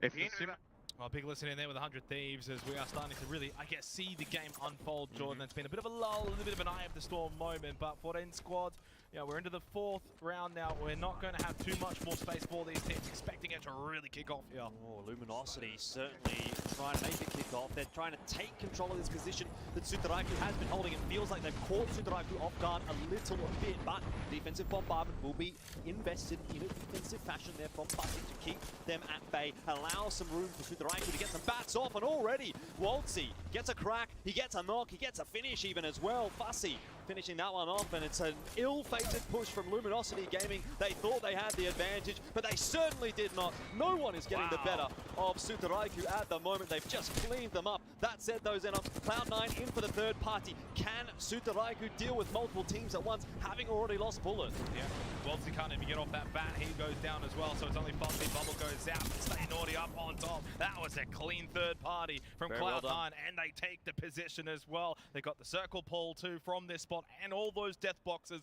Cloud9 top of the winners bracket at the moment. That is about the best third party you could expect to get as Cloud9. Not only do you get those KP, not only do you get a very powerful position to play from, but you also knock out your closest competitor for the top of this lobby, for the 10 points going into finals. They took out Sutaraiku. What could be better? And are those 10 points going to be the difference maker come finals? We know Cloud9's going to be there now. It's just a matter as to maybe how many points they will have. Now, as we launch up and away with Optic Gaming, let's have a listen in.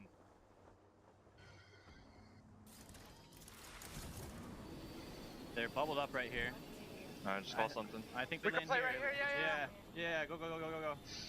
This is a great spot. They're This is a on great the spot. roof. They're on the roof. It's fine. We're in an amazing spot. Just focus this roof team for now. I'm shooting this roof team. Yep.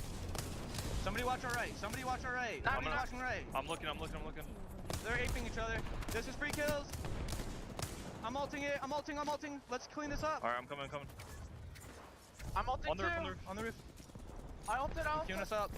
Yep. I think he dropped it. He's really weak. He's one. I got him. Nice. Stay together. Make sure we're not getting mirrored. We're good for now. Somebody take the rock back. Nah, go take the rock. I'm looting Got for it. it. Bull. Actually, take the bull. I'll take the rock. Come get that bull. Okay. I'll hold the rock. Just loot shit up. I'm popping ultic cells, dude. There's still like rat or something around us. Yeah, there is. We have to clear it. We have to clear There's a it. guy right here. First, Can I worry loot? about clearing our side. Yeah, I'm holding this right. I'm clearing. I'm looking. He's not inside. He might be behind this. I'm gonna queue it in a Dude, second. think about what we're playing next zone for me. I think we can play this rock. That's okay. I just fucking double headed you guy down here. I'm fucking these dudes up. Looking for ultic cells. I'm ultic selling. I'm playing with Skittles right now. We can play like right here. I found the right. He's beaming me though. He's a giving. Wait, help dude. Help dude. 50-50. Okay, I'm gonna bat first. We need this point. Yeah, I'm ultic selling. On me. It's all you. I'm coming. I'll be there in 1 second. Left. One. Stay left. Grab that swap. That's Cloud9 You grab it. good. I'm batting. We have to hold our right. Dude, somebody could swing right. There's shots over there. Shots on the right. Yeah, shots on the right. I'm looking. I'm walking up with you, dude. There's a bubble over here. I'm gonna fly up in a second. Give me We a have second. the best spot in the lobby. Yep, give me a second. This team's Yeah. left. Give me right here. One shot. Give me. Alright, I got him. nice. They have no dome That's over here. They reignite. have no That's dome. good. Dude, I have ultic cells. Do you need them? I need one. Far right with no dome. You come back. Just hold that for 5 more seconds. Here, take it. Oh, this guy's one shot. Valk low ground over here. Crypto team on the left. On this package. I'm getting to you guys. I'm playing on you. Careful right. I have to bat. Bat up. Bat up. This Valk's a rat. This Valk is a rat. There's 2 full teams. One just Valk ulted. Where are we in at? Right on the rock is in still. That Valk is a rat. There's a team on the pills here. I have to mech here. The other 2 full teams are fighting. Okay. Wait, no. I lied. There's a That was full the team on the rat. right. I killed the rat. They're swinging left. We have that spot. We just can't. Okay, they're swinging left over here. Wait, let's take down here. They're not playing the height. They're playing the trenches. I stunned one. He has blue armor. They're crypto. This team's gonna play the trench on the right over here. Yeah, We just gotta hold this right here. Both teams are I playing only have trenches. 60 heavy knock. I have a lot. I have 230. I'm trying to destroy their drone. Thank you. I just need one Recalled it. They still have a drone. Alright.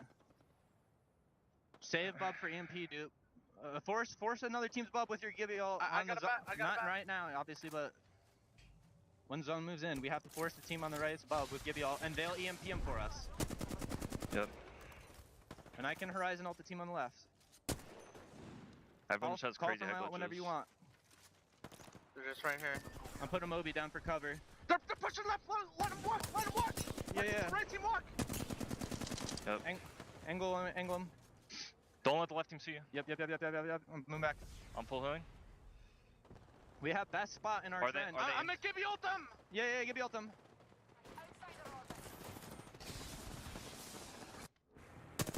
They bubbled. They should get EMP'd now. I'm gonna let them EMP. They're not EMPing. I'm arcing it. I'm gonna horizon ult them. Okay, I have an arc. I got a bat. I arced them. Cracked one, cracked 3. I got Gibby. Nice. I'm queuing up. I'm with Skittles.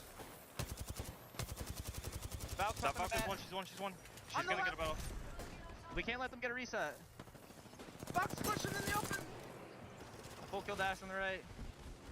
I do not have my ult. It's last team. They're one talk. Get the full. I thirst it. On my right. Do you have bubble? I'm batting, Duke. I'm batting. Bub up top if you can. I'm bubbling you. 2 players. I'm batting too. I'm with you, Skittles. He's flash. He's so weak. The Valk is super weak. Just crypto.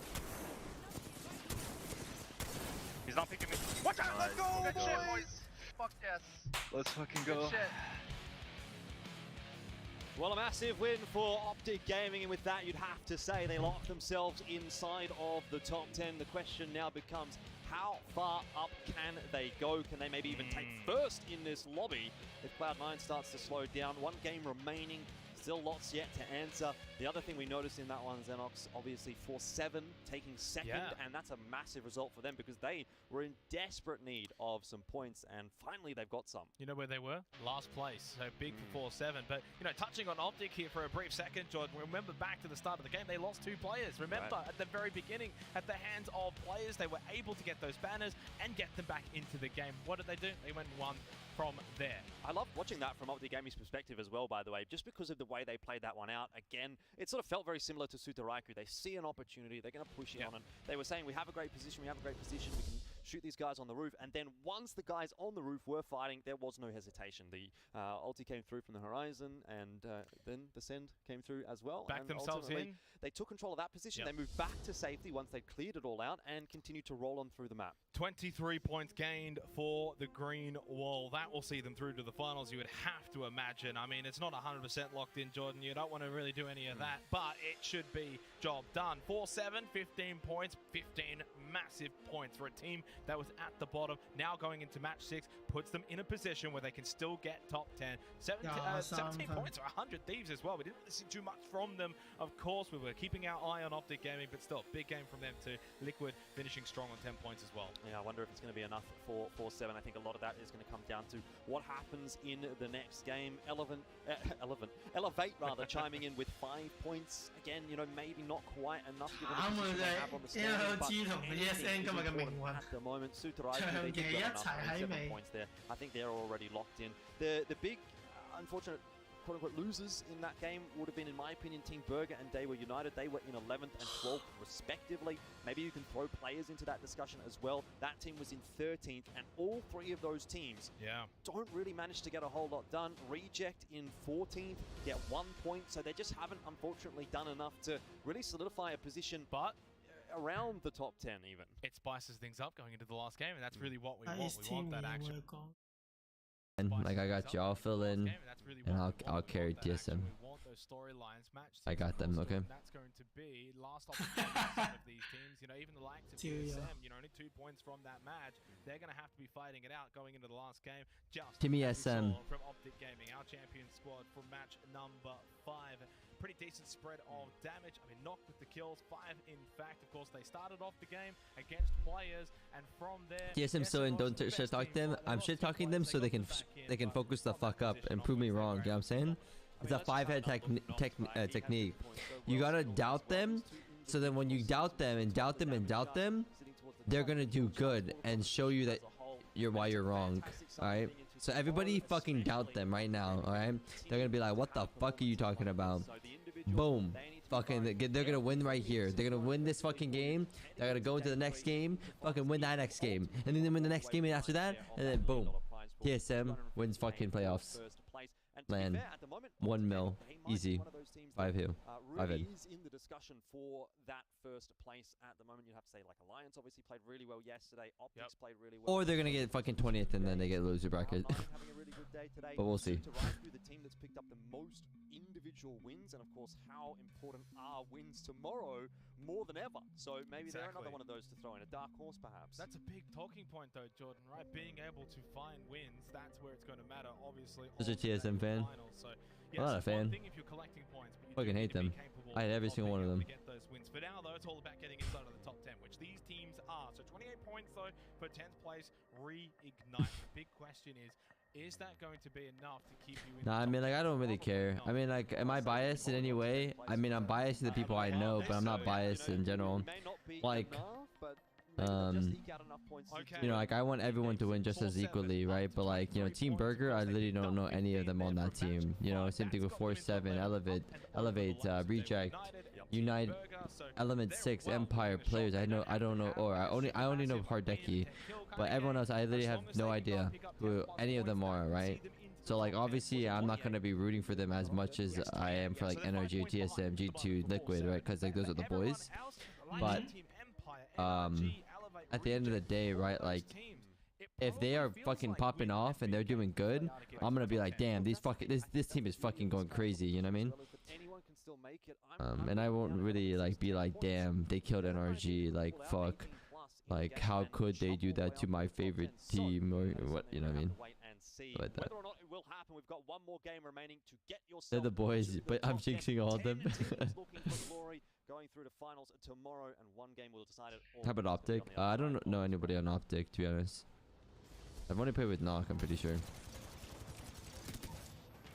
Upland, they were the 10 gifted. Thank you so much. I really appreciate you. Thank you, thank you, thank you. Thank you guys. Thank you all the Oilers again. Thank you all of you guys for the gifted subs. You guys are amazing. Coded. Lovely. Monster Energy. Yeah! The official energy.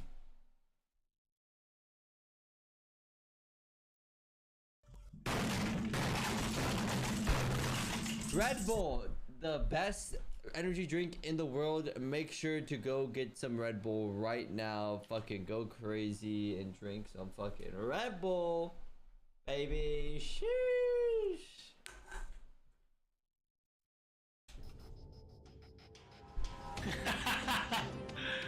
Oh fuck. Red Bull gives you wings, man.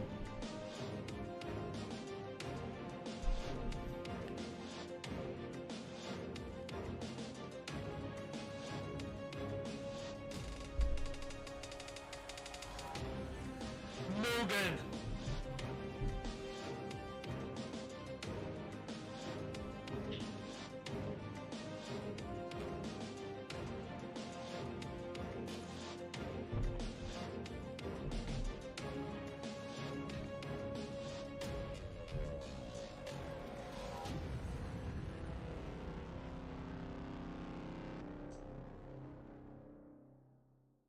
Ada betul.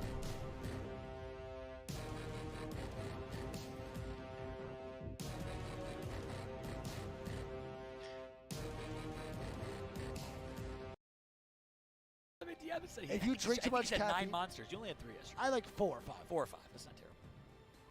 Did I actually have 7? I was saying you had 7 or 8. Oh my I think you god! had like 5. Yeah, I was throwing them on the ground. I might have had a lot of monsters yesterday. I might have had a caffeine. I mean, caffeine. Can you hurt yourself with that? You could hurt yourself with too many monsters for sure. Yeah, yeah. I was think having. this guy was a medical professional. Just letting me know. I was having high anxiety last night in the bed. Now you I was know having the sweats. Yeah, but that might have been from the 72 chicken nuggets that are still marinated and haven't thrown out. That was the smell, but that was not the sweats. The smell was the chicken nuggets for sure. And there's just no garbage in Sweden. Garbage doesn't exist? I can't. Time.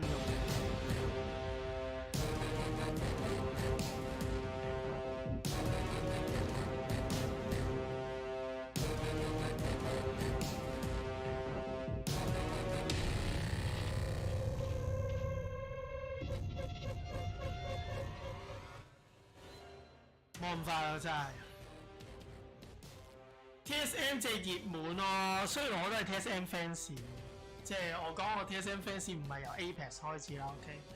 咁但係個問題就係、如果有睇開，即係無論線上職業賽 AL， 即係有睇開 ALGS， 其實都會明，特別你會睇埋亞洲賽，你就會知道其實 TSM 好多打法，同埋個方式好多隊都知。所以如果 TSM 冇太大嘅戰術改變嘅話咧，其實係難咯。咁當然你話叫佢入翻 Top 10唔難嘅，但係即係 keep on 喺 Top 10唔難嘅，但係你話贏唔贏到就好難講。其實卡拉我覺得卡拉仲發揮得好，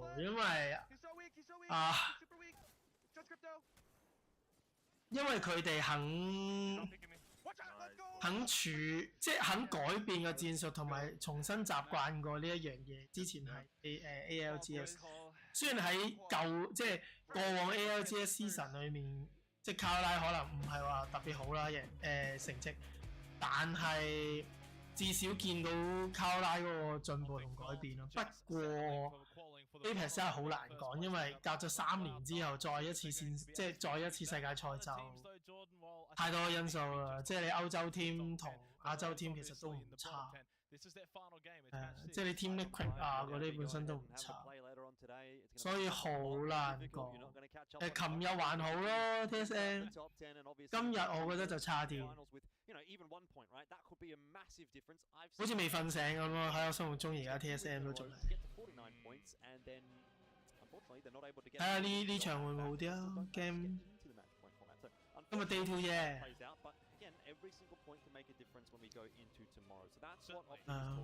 咁就睇下呢場點啊 ，last 一場。咁咪就真係拜拜。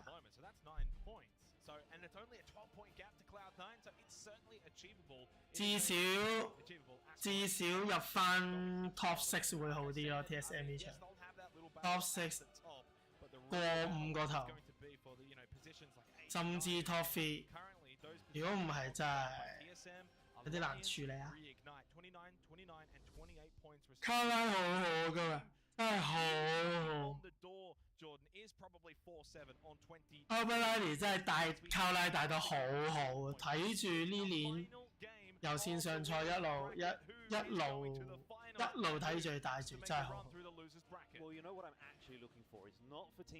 但係當然啦，阿布拉尼大家都知道佢都係 TSM 嘅，不過即係退役嘅 TSM。Let's go， 我哋就睇下 Game 6 TSM 發揮成點。You are going to need to have a massive game right here and now. I'm talking 20 plus points, 25 plus points maybe, to solidify yourself inside of that top 10. It's very much possible, but of course, one game to do it in, it doesn't leave you with many opportunities to do so. Certainly, and for those teams that maybe have a decent game, but then it's not enough, they'll be kicking themselves that maybe they could have got a little bit more from those earlier matches, our first 5 matches. Of course, now though, it is the final match of the winners bracket as we sort of follow Optic Gaming down below, fresh off of their win, into the top 2.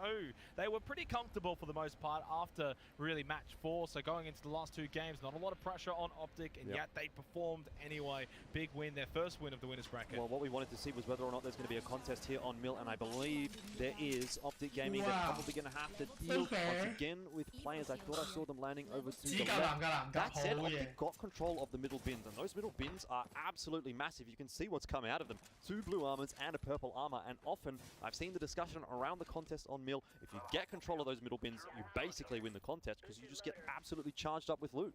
Close by, but no real direct engagement. And you're right to bring that up. We thought about it really at the conclusion of the fight between players and Optic at the start of match 5, which, you know, in the end ended up being relatively a draw for the most part. I mean, players picked up a couple of kills, but Optic, of course, they got their team back up, and from there were able to go and win the game. So what a big turnaround for them. But yet, no engagement. It looks as if Optic and players will be able to sort of separate from each other despite both landing over towards the mill. Working in harmony, I suppose, but players do have to, again, sort of walk away with the lesser loot, I suppose. You still got white armor there for PKMK, and they're starting to move away from the mill itself. So just looting out the smaller compounds around the area, it's not going to have as much loot. It's certainly not going to have as much in a small vicinity, so it'll take you a little bit longer to hoover up what you need to. Obviously a couple of flyers around, but maybe a bit too far away to really result in a whole lot there. So circle shift has gone off in a different direction this time. We've had a couple of interesting ones, and I think we're probably going to have a pretty cool one to finish things off once again. It's up towards Thunderwatch, Stormcatcher, around that area of the map. Not somewhere that we see a lot of finishes, and certainly going to be a difficult one to play for those teams down toward the mill, the ones that we've been seeing really having some decent performances. Optic Gaming, Sutaraiku, two of the teams to make a big note of, will have a massive rotate to make. Yeah, and just taking a quick look at sort of teams around Thunderwatch and Stormcatcher already, the biggest one that stands out for me, Jordan, is probably Team Burger in and amongst it early going. Yes, it's only the first circle, but ultimately you do want to be in a good position, especially when you are that close. They're only about 11 points behind the top 10 at the moment. They were in the top 10 for a fair amount of games as well. So Team Burger, you know, they kind of started off well, but in the last two games, 16th with no kills, 14th with no kills. They'll need to turn that around here in match 6 as we go towards Reject, a team that unfortunately has not really been able to do a whole lot thus far, but maybe this is their time to turn things around. Down to two MVPs. Now Dogman going down 2 though, so 1 for 1. Not too bad, at least for Daewoo United to maybe bring this one back, but they lost Bastion, so now it's only a 1 versus 2 in favor of Reject. Zhonghe just going absolutely crazy with the Peacekeeper right there. Good R99 spray out from him as well. He's got the car in hand now, but as you said, a 2-on-1. Still potentially winnable. Zhonghe has no shields to play with. Min Se-yong very low on the HP. No push coming through from the remaining Daewoo member though, and Easy Flash, I mean, I guess I can see he doesn't have a whole lot to play with either, but the gold armor, that might be giving him enough of a benefit in this engagement if he continues to take these pokey kinds of trades and heal up a little faster than his opponents. No more real utility though, and yeah, obviously for Easy Flash needs to continue to be aggressive so that Dogma can't get brought back up. Then it's a 1 versus 3, then it's very much impossible. These things from there, Jungi watching the backside and does a good job of that. The Guardian there for Reject keeps them alive, keeps them with a chance of getting into the top 10. The same cannot be said now for Daewoo United. They're done. They're done. Another team that's done as well is Team Unite. So they both are out of the winners bracket, out of the finals for now, down to the losers bracket for the rest of the day. Indeed, they've got a lot of thinking to do. They will be able to take a bit of a break. Obviously, the next lobby that we'll get to watch is the initial losers bracket.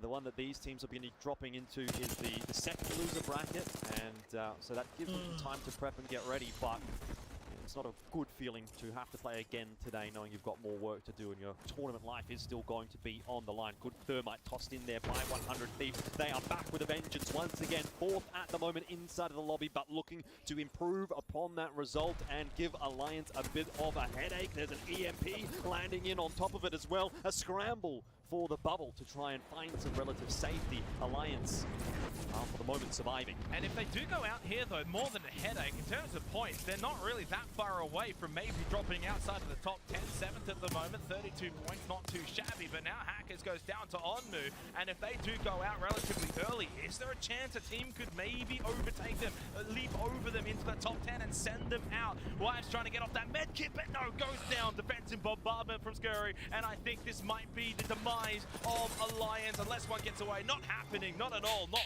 on 100 Thieves watch. No chance there at all. The EMP, it slowed that fight down a little bit. It was a good one from Alliance. It sent 100 Thieves back down the hill, but ultimately Alliance was just not in a position to take that engagement after copping so much damage from the utility. The grenades, the thermites, they got tossed in, and 100 Thieves, they knew they had the advantage. They played it really smart. They played it respectfully as well, and they're able to overwhelm their opponents, picking up 3 KP and elevating their standing to 3rd. So they've gone from 4th to 3rd in the space of one fight.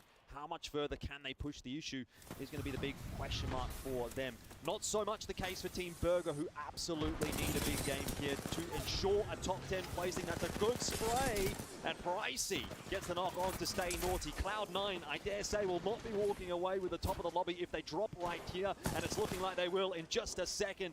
Burger gets the better of the North American org and now really opens the door for everyone toward the top end to take first in the lobby. Yeah, and Burger there with a little bit of help there from 4-7. They're sort of cousins from APAC North, and they take down Cloud9 combined. For Burger, of course, it means a little bit more, but also for 4-7 too. So both of those two teams, of course, on the precipice, 11th and 12th coming into this game. So they both get a little bit of that pie of taking down Cloud9. And like you mentioned, of course, Optic Gaming, they're in second place. They're still alive. They've got now that opportunity to get all 10 points and make Cloud9 drop down into that second place. Yeah, most definitely.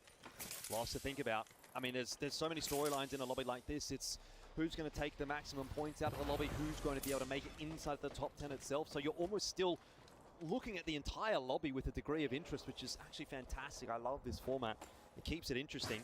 Burger are setting themselves up nicely inside of this building as well, by the way, just dropping all of those armor swaps onto the ground to make it a little bit easier to pick up when needed. Let's go and have a hear from Team Burger.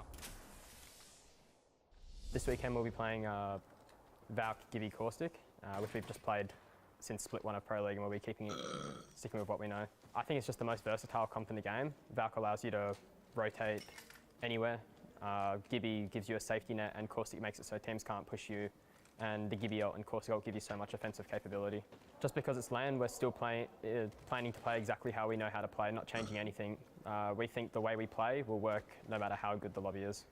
I'd say right now Storm Point is our strongest map because we are a fast rotate team that plays end zone, and the zones are a lot more reliable on Storm Points. We're able to read them and get into the end zone more consistently. Nice words there from MT, who is the, well, one of the storied players actually from the APAC South region. He did play in the preseason invitational as well. Had a little bit of a go at an international tournament already. So a fairly experienced individual actually in this kind of a competition. Finished 35th, which was actually not a bad shout considering how many teams were at the preseason invitational. And of course, combining forces with Jaro and Price. A very solid squad through from APAC South. What I find very interesting though, Jordan, and don't hate me for this one, but he said Storm Point is a map that they feel like they can find more success on. So far that has not been the case. 16th and 14th. It was actually World's Edge that got them into the top 10 early on. See, I would actually kind of disagree with him there in a sense, having looked at the stats. I think from what I saw from Split 2 Pro League, Team Burger was actually a little bit more 50-50, right? They seem to perform relatively equally on both of the maps. So, you know, that's one thing, but obviously the way they feel also has an impact on, you know, maybe they're seeing things that we're not as casters, which definitely makes a lot of sense.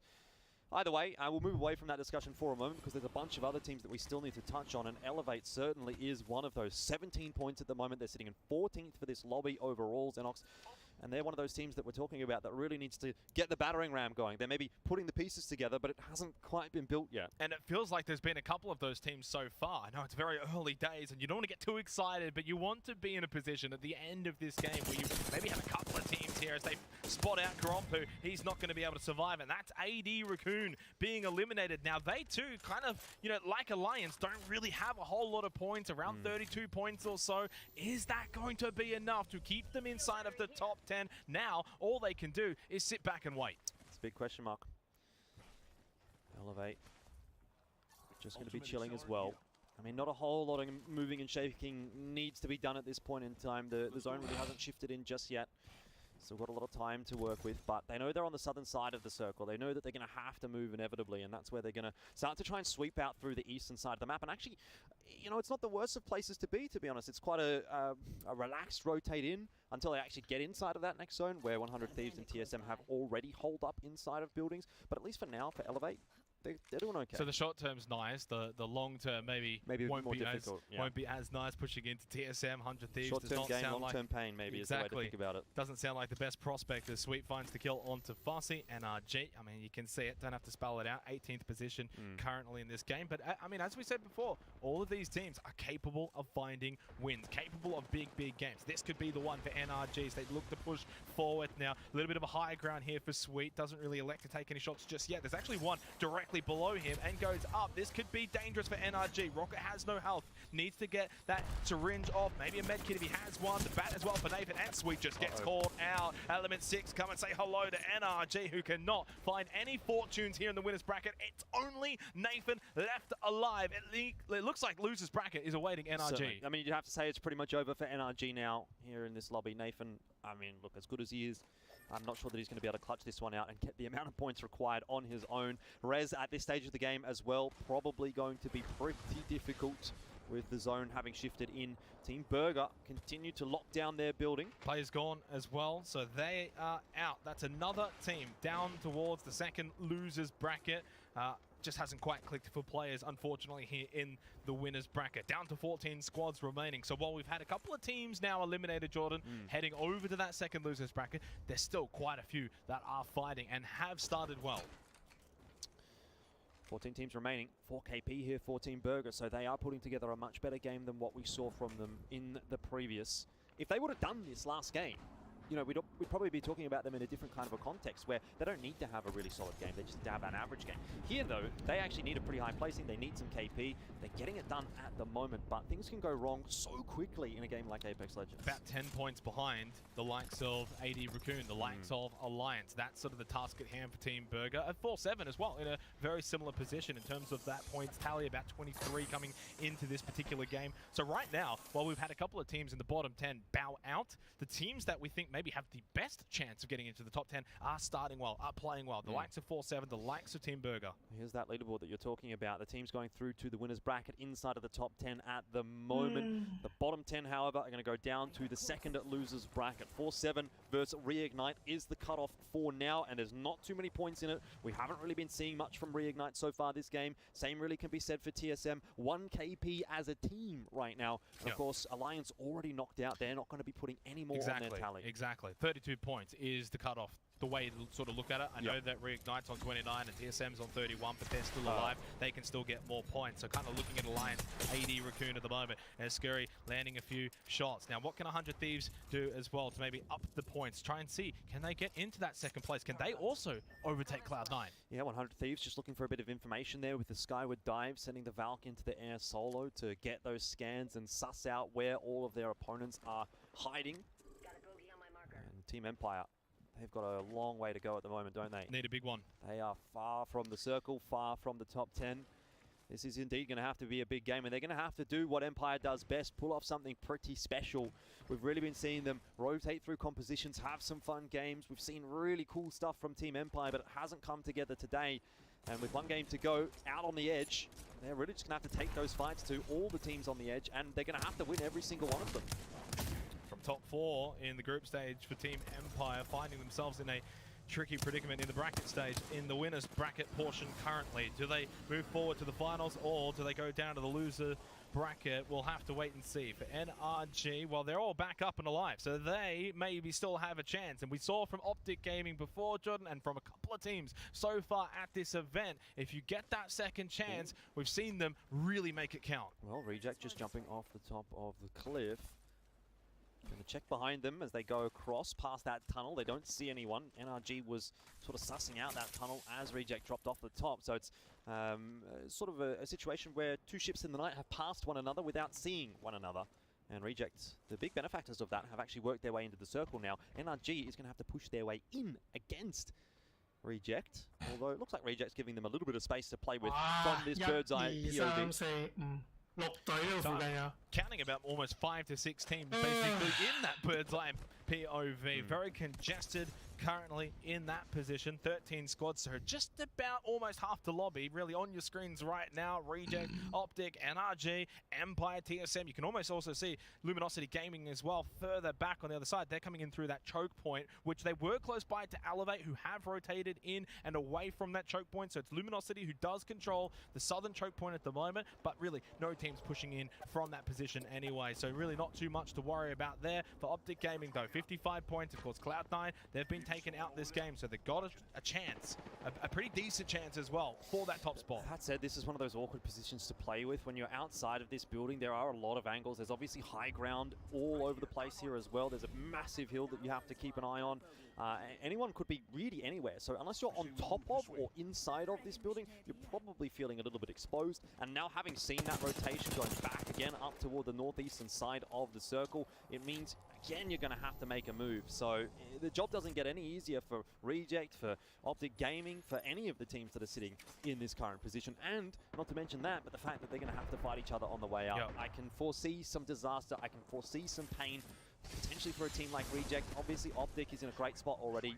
They're going through, so they're not going to be too concerned. But for NRG, for Reject, it's a sad state of affairs. Look at 4-7 on the minimap as it is expanded. Decent position moving forward. They're kind of north above all of that congestion of teams, a little south of them. You know, like to TSM, Burger, 100 Thieves, Luminosity, right? But then all the way to the other side of the circle is Reject, NRG, Empire, Optic as well. This is kind of what we're looking at right now. So they do need to finish this and get a move on. We did just see Elevate get eliminated as well, so they're going to be confirmed to go through to the losers bracket as well.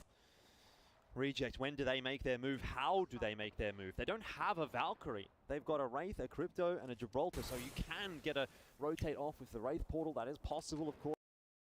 They actually have no way to get out. As far as the Valkyrie is, it'll do it maybe arguably a little bit safer, but I don't know if it's going to get them into the zone with a circle shift like this. We have a look though now back out towards the eastern side. Full armor with that bat at the moment, 51 points, trying to maybe see if they can overtake Cloud9. They will be going to the finals tomorrow. That's a given, that's locked in, but it's about seeing how many points they can take with them. Close by to Luminosity Gaming, who they themselves should also pretty comfortable. 40 points, I think they'll be fine too. They certainly will, and they won't want to be taking that fight against 100 Thieves unless they can win it, because that's a team they're vying for positioning with inside of that top 10. Speaking of the rotation for Reject, they're on the move right now. You can see that portal has been invested, but it hasn't got them all the way inside of the zone. Big fight over the orange right now, and all of a sudden Element 6 come into the picture. And another one of those teams we were hoping to see have a massive pop-off performance. It's been slow so far. We haven't seen much from them, but this is where they have to step up against NRG. Some points on offer for both of these squads. Incredibly crucial points as well. And Element 6 coming away with the better of it. Nax finishing off Rocker and Nathan. Those are two massive points for Element 6, but they need so much more. And Team Liquid's there as well. We just see Reject as well. They go out too. So they, another team, down to the second losers bracket. Empire just trying to hold on here. Ranchers can't even heal up. The pressure is too much. Team Empire 2 down to the losers bracket. Luminosity Gaming in a pretty decent position now too, although the pressure mounting on them out in the open. Back to the rock. Sharky. Do you go for those death boxes? I'm just watching the kill feed right there. I saw Sharky get knocks onto two Burger members, and that all of a sudden starts to make it look a little precarious for Burger as well. NRG has also been eliminated. So again, down toward the second losers bracket. There are still a couple of teams in the mix for the discussion to work their way into the top 10. 4-7 definitely is one of them. I think Burger might have one player still alive. TSM struggling maybe to hold on to their position, but they've got 3 players alive, and maybe they've got enough to get it done right here and right now, make it through to the top 10, make it through to finals.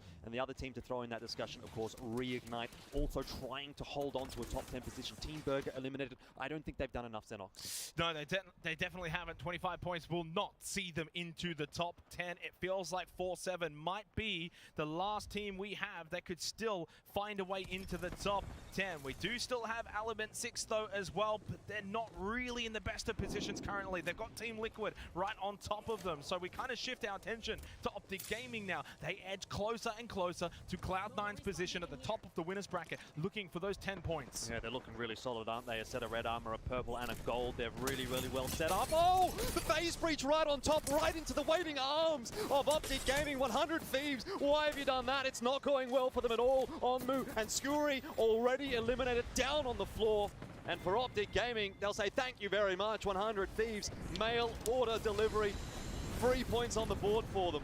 Only about 6 points away now from Cloud9 for Optic Gaming, but feeling a bit of pressure now too as well with that defensive bombardment. Team Liquid, of course, they've got the points, but can they maybe deny Element 6? A bit of a story tale finish here, because Element 6 towards the bottom. If they can push forward, no, not happening at all. They only have the 2 players. They too also down to the losers bracket. Now the pressure onto Team Liquid, but it's 4-7 that we probably want to see later on as well. Can they make it in? Now only 2 points away from that cutoff position. Luminosity Gaming get that down onto Fun for Team Liquid. They're in a great spot too. Yep. Where's 4-7 though? They're getting so much closer, Jordan, to a top 10 finish. TSM, the pressure on them too.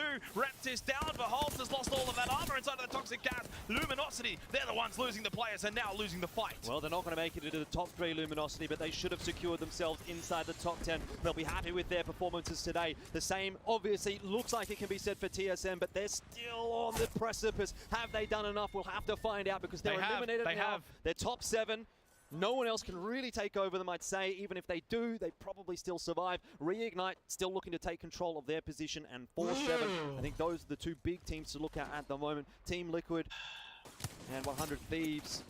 The other 2, keep an eye on. Reignite, though, 35 points. That will see them overtake the likes of Alliance, the likes of AD Ragoons, and that should see them as well confirmed into the top 10. They were the gatekeepers. They were the team in 10th place, and they've been able to get points too. Well, it might be Alliance and AD Raccoon that also do end up missing out. We'll have to wait and see. Optic Gaming, the big storyline for them is whether or not they can take first in this lobby. With Cloud9 out of the picture, it's not so much of a discussion of what Cloud9 can do now. Rather, can Optic Gaming get enough points? 65 is the break point, I think, for Cloud9 at the moment. So only a couple left there for Optic Gaming to get, but they're in a rough spot. The big one right now is 4-7 are on 31 points. So they're just 1 point short of the cutoff. And you can see them on the northern side of your screen there. Reignite, they've got 35, they're fine. With 4 squads left, I think what we need to see for 4-7 now is probably one more team get eliminated. Now, might that just be Team Liquid here as Nocturnal makes his way back down to earth. He loses his life. Now it's just Gilderson. Does he fall, or does 4-7? He's just going to stay alive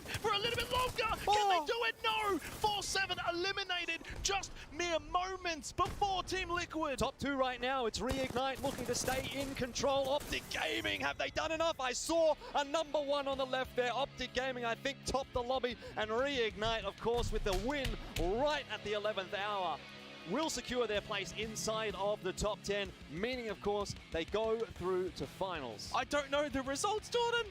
I'm trying to keep track. I don't know. We don't have it in front of us just yet. 4-7. Did they make it? Were they 1 point short? We'll have to find out very shortly. But for Reignite, a big, big win. Of course, they were 10th place coming into this final game of the winners bracket, Jordan. And boy, well, they got that battering ram from you, and they knocked the door right down. That's what I was saying. I wasn't necessarily referring to Reignite with that whole discussion. More so the teams right at the bottom of the table. But hey, no better time to bring out the battering ram than right then for Reignite. Their first win here at the Split 2 playoffs as well, and what a time to build up a bit of momentum, obviously heading into tomorrow. They'll be much happier with the position they find themselves in now than what they did in games 4 and 5, where they were really looking like, or who knows what's really going to happen here.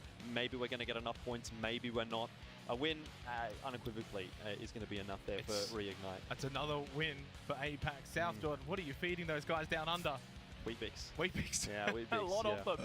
Massive result for them. Massive result again for APAC South. Another team. A couple of teams now into the top 10, into the finals. There's a lot of teams that have made their way into the finals. A couple, of course, that unfortunately will have to go down to the second losers bracket. That'll be later on today. But, I mean, at the end of the day, Jordan, what a result. What a way to finish off. 4-7. Have they done it? We'll have to wait and see. Not 100% sure just yet. They had 11 points. Reignite 17 from that game. They were in a bit of a different spot, though. In that 10th place position, not as much pressure, but hey, they still got the win anyway. Yeah, exactly. I mean, for Reignite, what they kind of had to do there was put on 5 or 10 points just to get enough done to survive. Obviously, they've just gone through and smashed it out of the park and got 17, so that'll be plenty. Optic Gaming did manage to grab 15, which should be enough to put them up into the first place position overall.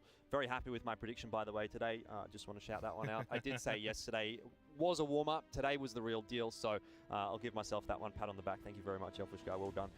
Team Liquid, very, very good stuff across the board inside of this lobby as well. They take 12 points out of that game. 4-7, as you've mentioned, maybe did enough, maybe didn't do enough. TSM looks pretty good. Down here on the bottom end of the table, I think we can look towards teams like Daewoo, Team Unite, Players, Elevate, Reject, Empire, unfortunately not having really done enough. And the other part of the conversation for 4-7, have they not, is who and has fallen out of the top 10. So that's the other part of the coin that soon we'll find out. Of course. Now, look, at the end of the day, for these teams, by the way, Jordan, in the bottom 10, it's not like this is event over by any means. They can still bounce back in that second losers bracket later on today. They can still get to the finals. Obviously, they won't take any points with them because you only get the points by coming through the winners bracket, but they still have then a chance later on, maybe tomorrow. We'll see how that all plays out later today, because those teams in the first losers bracket, of course, they'll be playing after this, and they'll be hungry.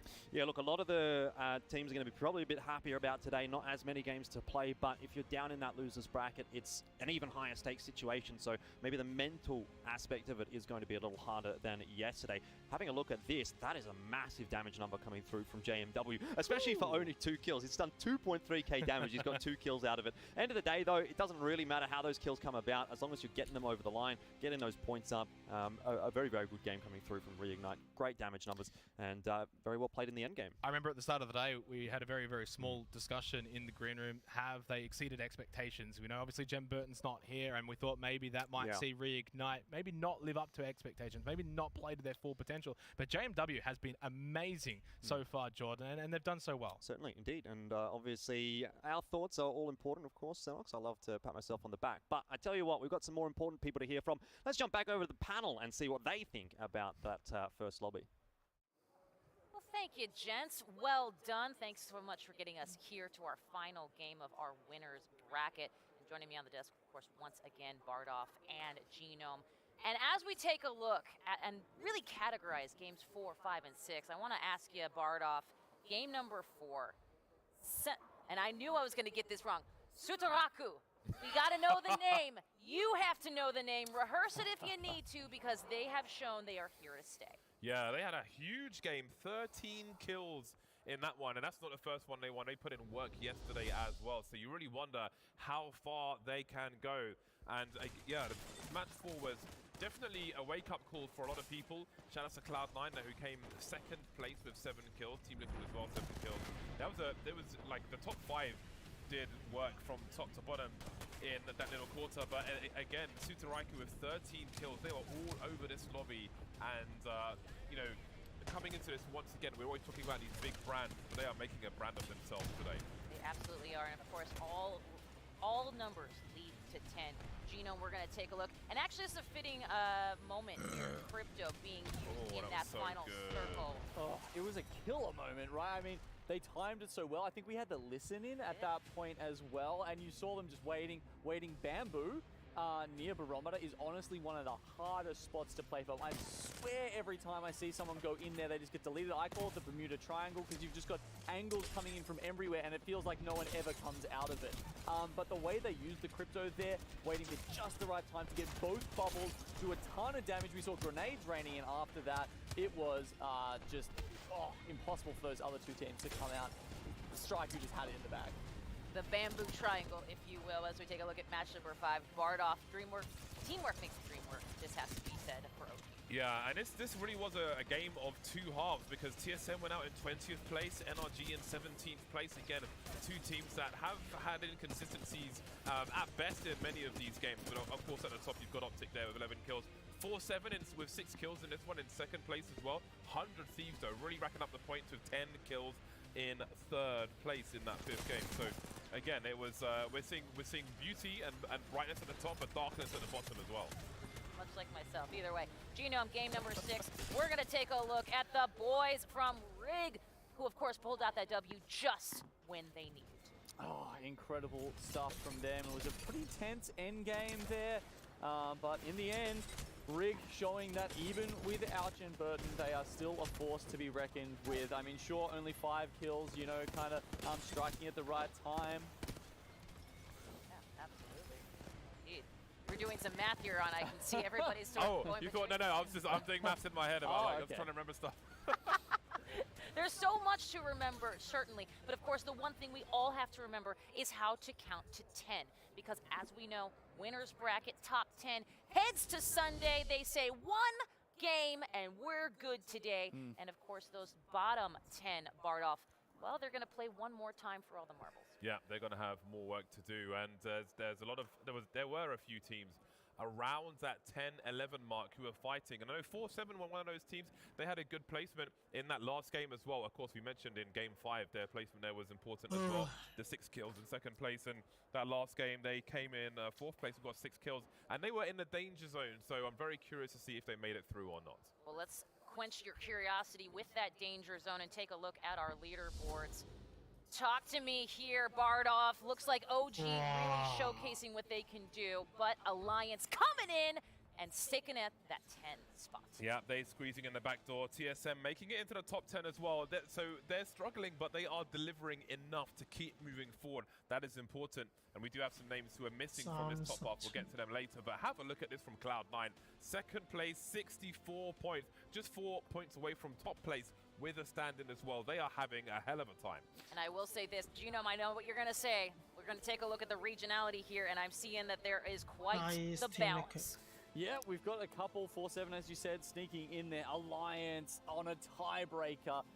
Actually, I think managing to sneak through there. And yes, exactly, Rig 4-7. As well as Sudraiku getting in there from some of the lesser regions. But I guess the other thing I just want to touch on quickly about that top 10 and what we're seeing here is that, sure, these guys have to play another match now for their tournament lives, but you would expect them to be some of the favored teams. To go. They lost a tiebreaker. No, they lost a tiebreaker. On Sunday. So oh my god. Oh my god. Absolutely, and just another chance. It was oh my god, it's because they got second right here and they got third. Oh no. A lot of teams that made it to winner's bracket. Yeah, and we have to Holy one team we didn't mention in the top half there was Luminosity. We didn't see all interaction earlier on. We definitely saw a bit more of it in the recent games. Ganjaman, always a man whose name is on our lips. But moving into the second half again, you've got NRG in 17th place there, players in 18th place. Alright, we'll lose a bracket now. Empire, we've had some great highlights from them, some great legend selections. However, not enough. They're in 15th place, and I'm telling you, these guys are. I feel like they're sandbagging when they're not. Who the fuck is Team Burger? What do you mean? Those are the fucking goats. Put some respect on Team Burger's name. Hello. First day, maybe I need to rush him. I'll be right back. Stuff out, I'm sure they'll play, what works when it matters. Team Burger on top! Today, now I'm a little bit less sure. Maybe, they're just struggling to find what works for them and struggling to decide on something and get enough reps in on that until, they can make it work, get that top 10, and eventually, if they manage to get into Sunday, walk away with the bigger part of the prize pool. Honestly, maybe Team Empire just wants to be on camera a little bit more, but that's okay. We love them for it. Speaking of on camera, our own Fallout is with somebody you know and love, and you'll see again very soon. Fallout, over to you. Thank you so much, Kate. Yes, that is right. As we zoom out, you will see I am live with the man himself, King Dupe of North America of Optic Gaming, after dominating the Winners Bracket Finals, #1 in that series. They punched their ticket to the finals. First things first, right now, how are you feeling? I feel amazing. We got the extra 10 points going into the finals. We feel confident that, we could take the dub. You shaved the mustache, which is a shame. Wow, TSM is it going to make a return tomorrow? Is it going to grow overnight? I don't think it'll grow. Johnny's helping. Oh, man, the infamous mustache. Well, mate, congratulations to y'all. I guess I want to start by asking, in the grand scheme of things, you guys have been dominating. You guys dominated with Verholst as your third. You pick up Noct, you pick up right where you left off for the last really 8 months online. A lot of speculation, a lot of conversation. You guys are online warriors. You're not going to perform on LAN. Any messages, any words for those people? They're just a bunch of haters. Hopefully this clears up. All right, Chad, happy hour is over. Let me turn it off. Boom. And prove you on the why, Skittle Cakes is the best player in the world. You're number 2. And I'm number 2. Best IGL. There you go. I was like, hey, he's really humble. He's going to put best Gibby as well. There you go. I love that. Damn, fuck awesome. Knock, I guess. Performance so far this weekend. Obviously, you guys get, I think, 2nd place overall in group stages, right? #1 in NA. Congratulations on that. Alliance above you. But then you come in, you dominate Alliance, you dominate every other team. How are you guys gelling okay, so some far? justice for Knock. On LAN so far. We're gelling very well on LAN. It's amazing. They're amazing people to meet in person and, in the game. We gel very well as well. Don't have to micromanage as much. They know what to do. I make a call. They do. They min-max it. They do what they need to be needs to be done. So. That's amazing. You guys obviously online had the back and forth with Sentinels for the mill. This time you play against players. What was that matchup like against players on Stormpoint? I expected more, but you know, it just proves that, you know, we love contesting. We're the contest kings. This proves why we're the best at it. If the #1 spot doesn't prove it. I love it. 2 more questions for you. One, talk about you expected more from Hardeki. He's arguably the CEO of EU. They say Hal's the CEO of NA. Who's the new CEO, the new king of Apex? I just might have to take over. CEO himself. One last question for you. We're going into the finals here. You guys punched your ticket into the finals for the $1 million tournament. You gotta get Chad. And prove that you're the best team in Apex. What's the mentality like going to the finals? What's your game plan going to be like? And any teams in particular you really want to be there so you can beat them? We're just going to play it how we normally. Any team special in the finals, we're just going to play our own game. There's no one really to look out for. I have full confidence in my team that, you know, we could take home the dub. Amazing. Well, what a story it is, from competing on Xbox with the controller just a year, 2 years ago, to switching to keyboard and mouse, playing Apex, one of the top-ranked World of Warcraft players, played in Halo back in the day, now arguably the best player, the CEO, the new king of Apex Legends. They still got to prove it, though. You still got a championship final, so best of luck to y'all. Any final words to the Green Wall for the first time here? I appreciate playing for Optic. I'm excited for this opportunity. I love representing Optic at our first LAN ever. So, #Greenwall. Thank you for the support, everybody. Fucking Greenwall, baby. My man Dupe, King Dupe himself, Optic Gaming, Greenwall, looking to take home 2 championships this weekend and 2 LANs. That's it for us. We're going to go ahead and throw it back to the desk. Well, thank you very much. I guess we'll call him CEOG at that rate. And again, you know, Genome, he was right. He talked about those seeding points and being the top 10. Talk to me a little bit about what that will mean for tomorrow in this top 10 winners bracket. Yeah, so the top 10 will go into tomorrow, remembering it's a match point format, and you have to get to that 50 points before you can take the dub and take home the championship. So these guys just get a little bit of a head start. If you're in first place, you'll get 10 points running all the way down to the 10th place finisher out of the winners bracket match that we just had, getting 1 point to start off with. So just a little bonus. And I got to say, I really love Dupe putting the hostile and hostile takeover there for the CEO.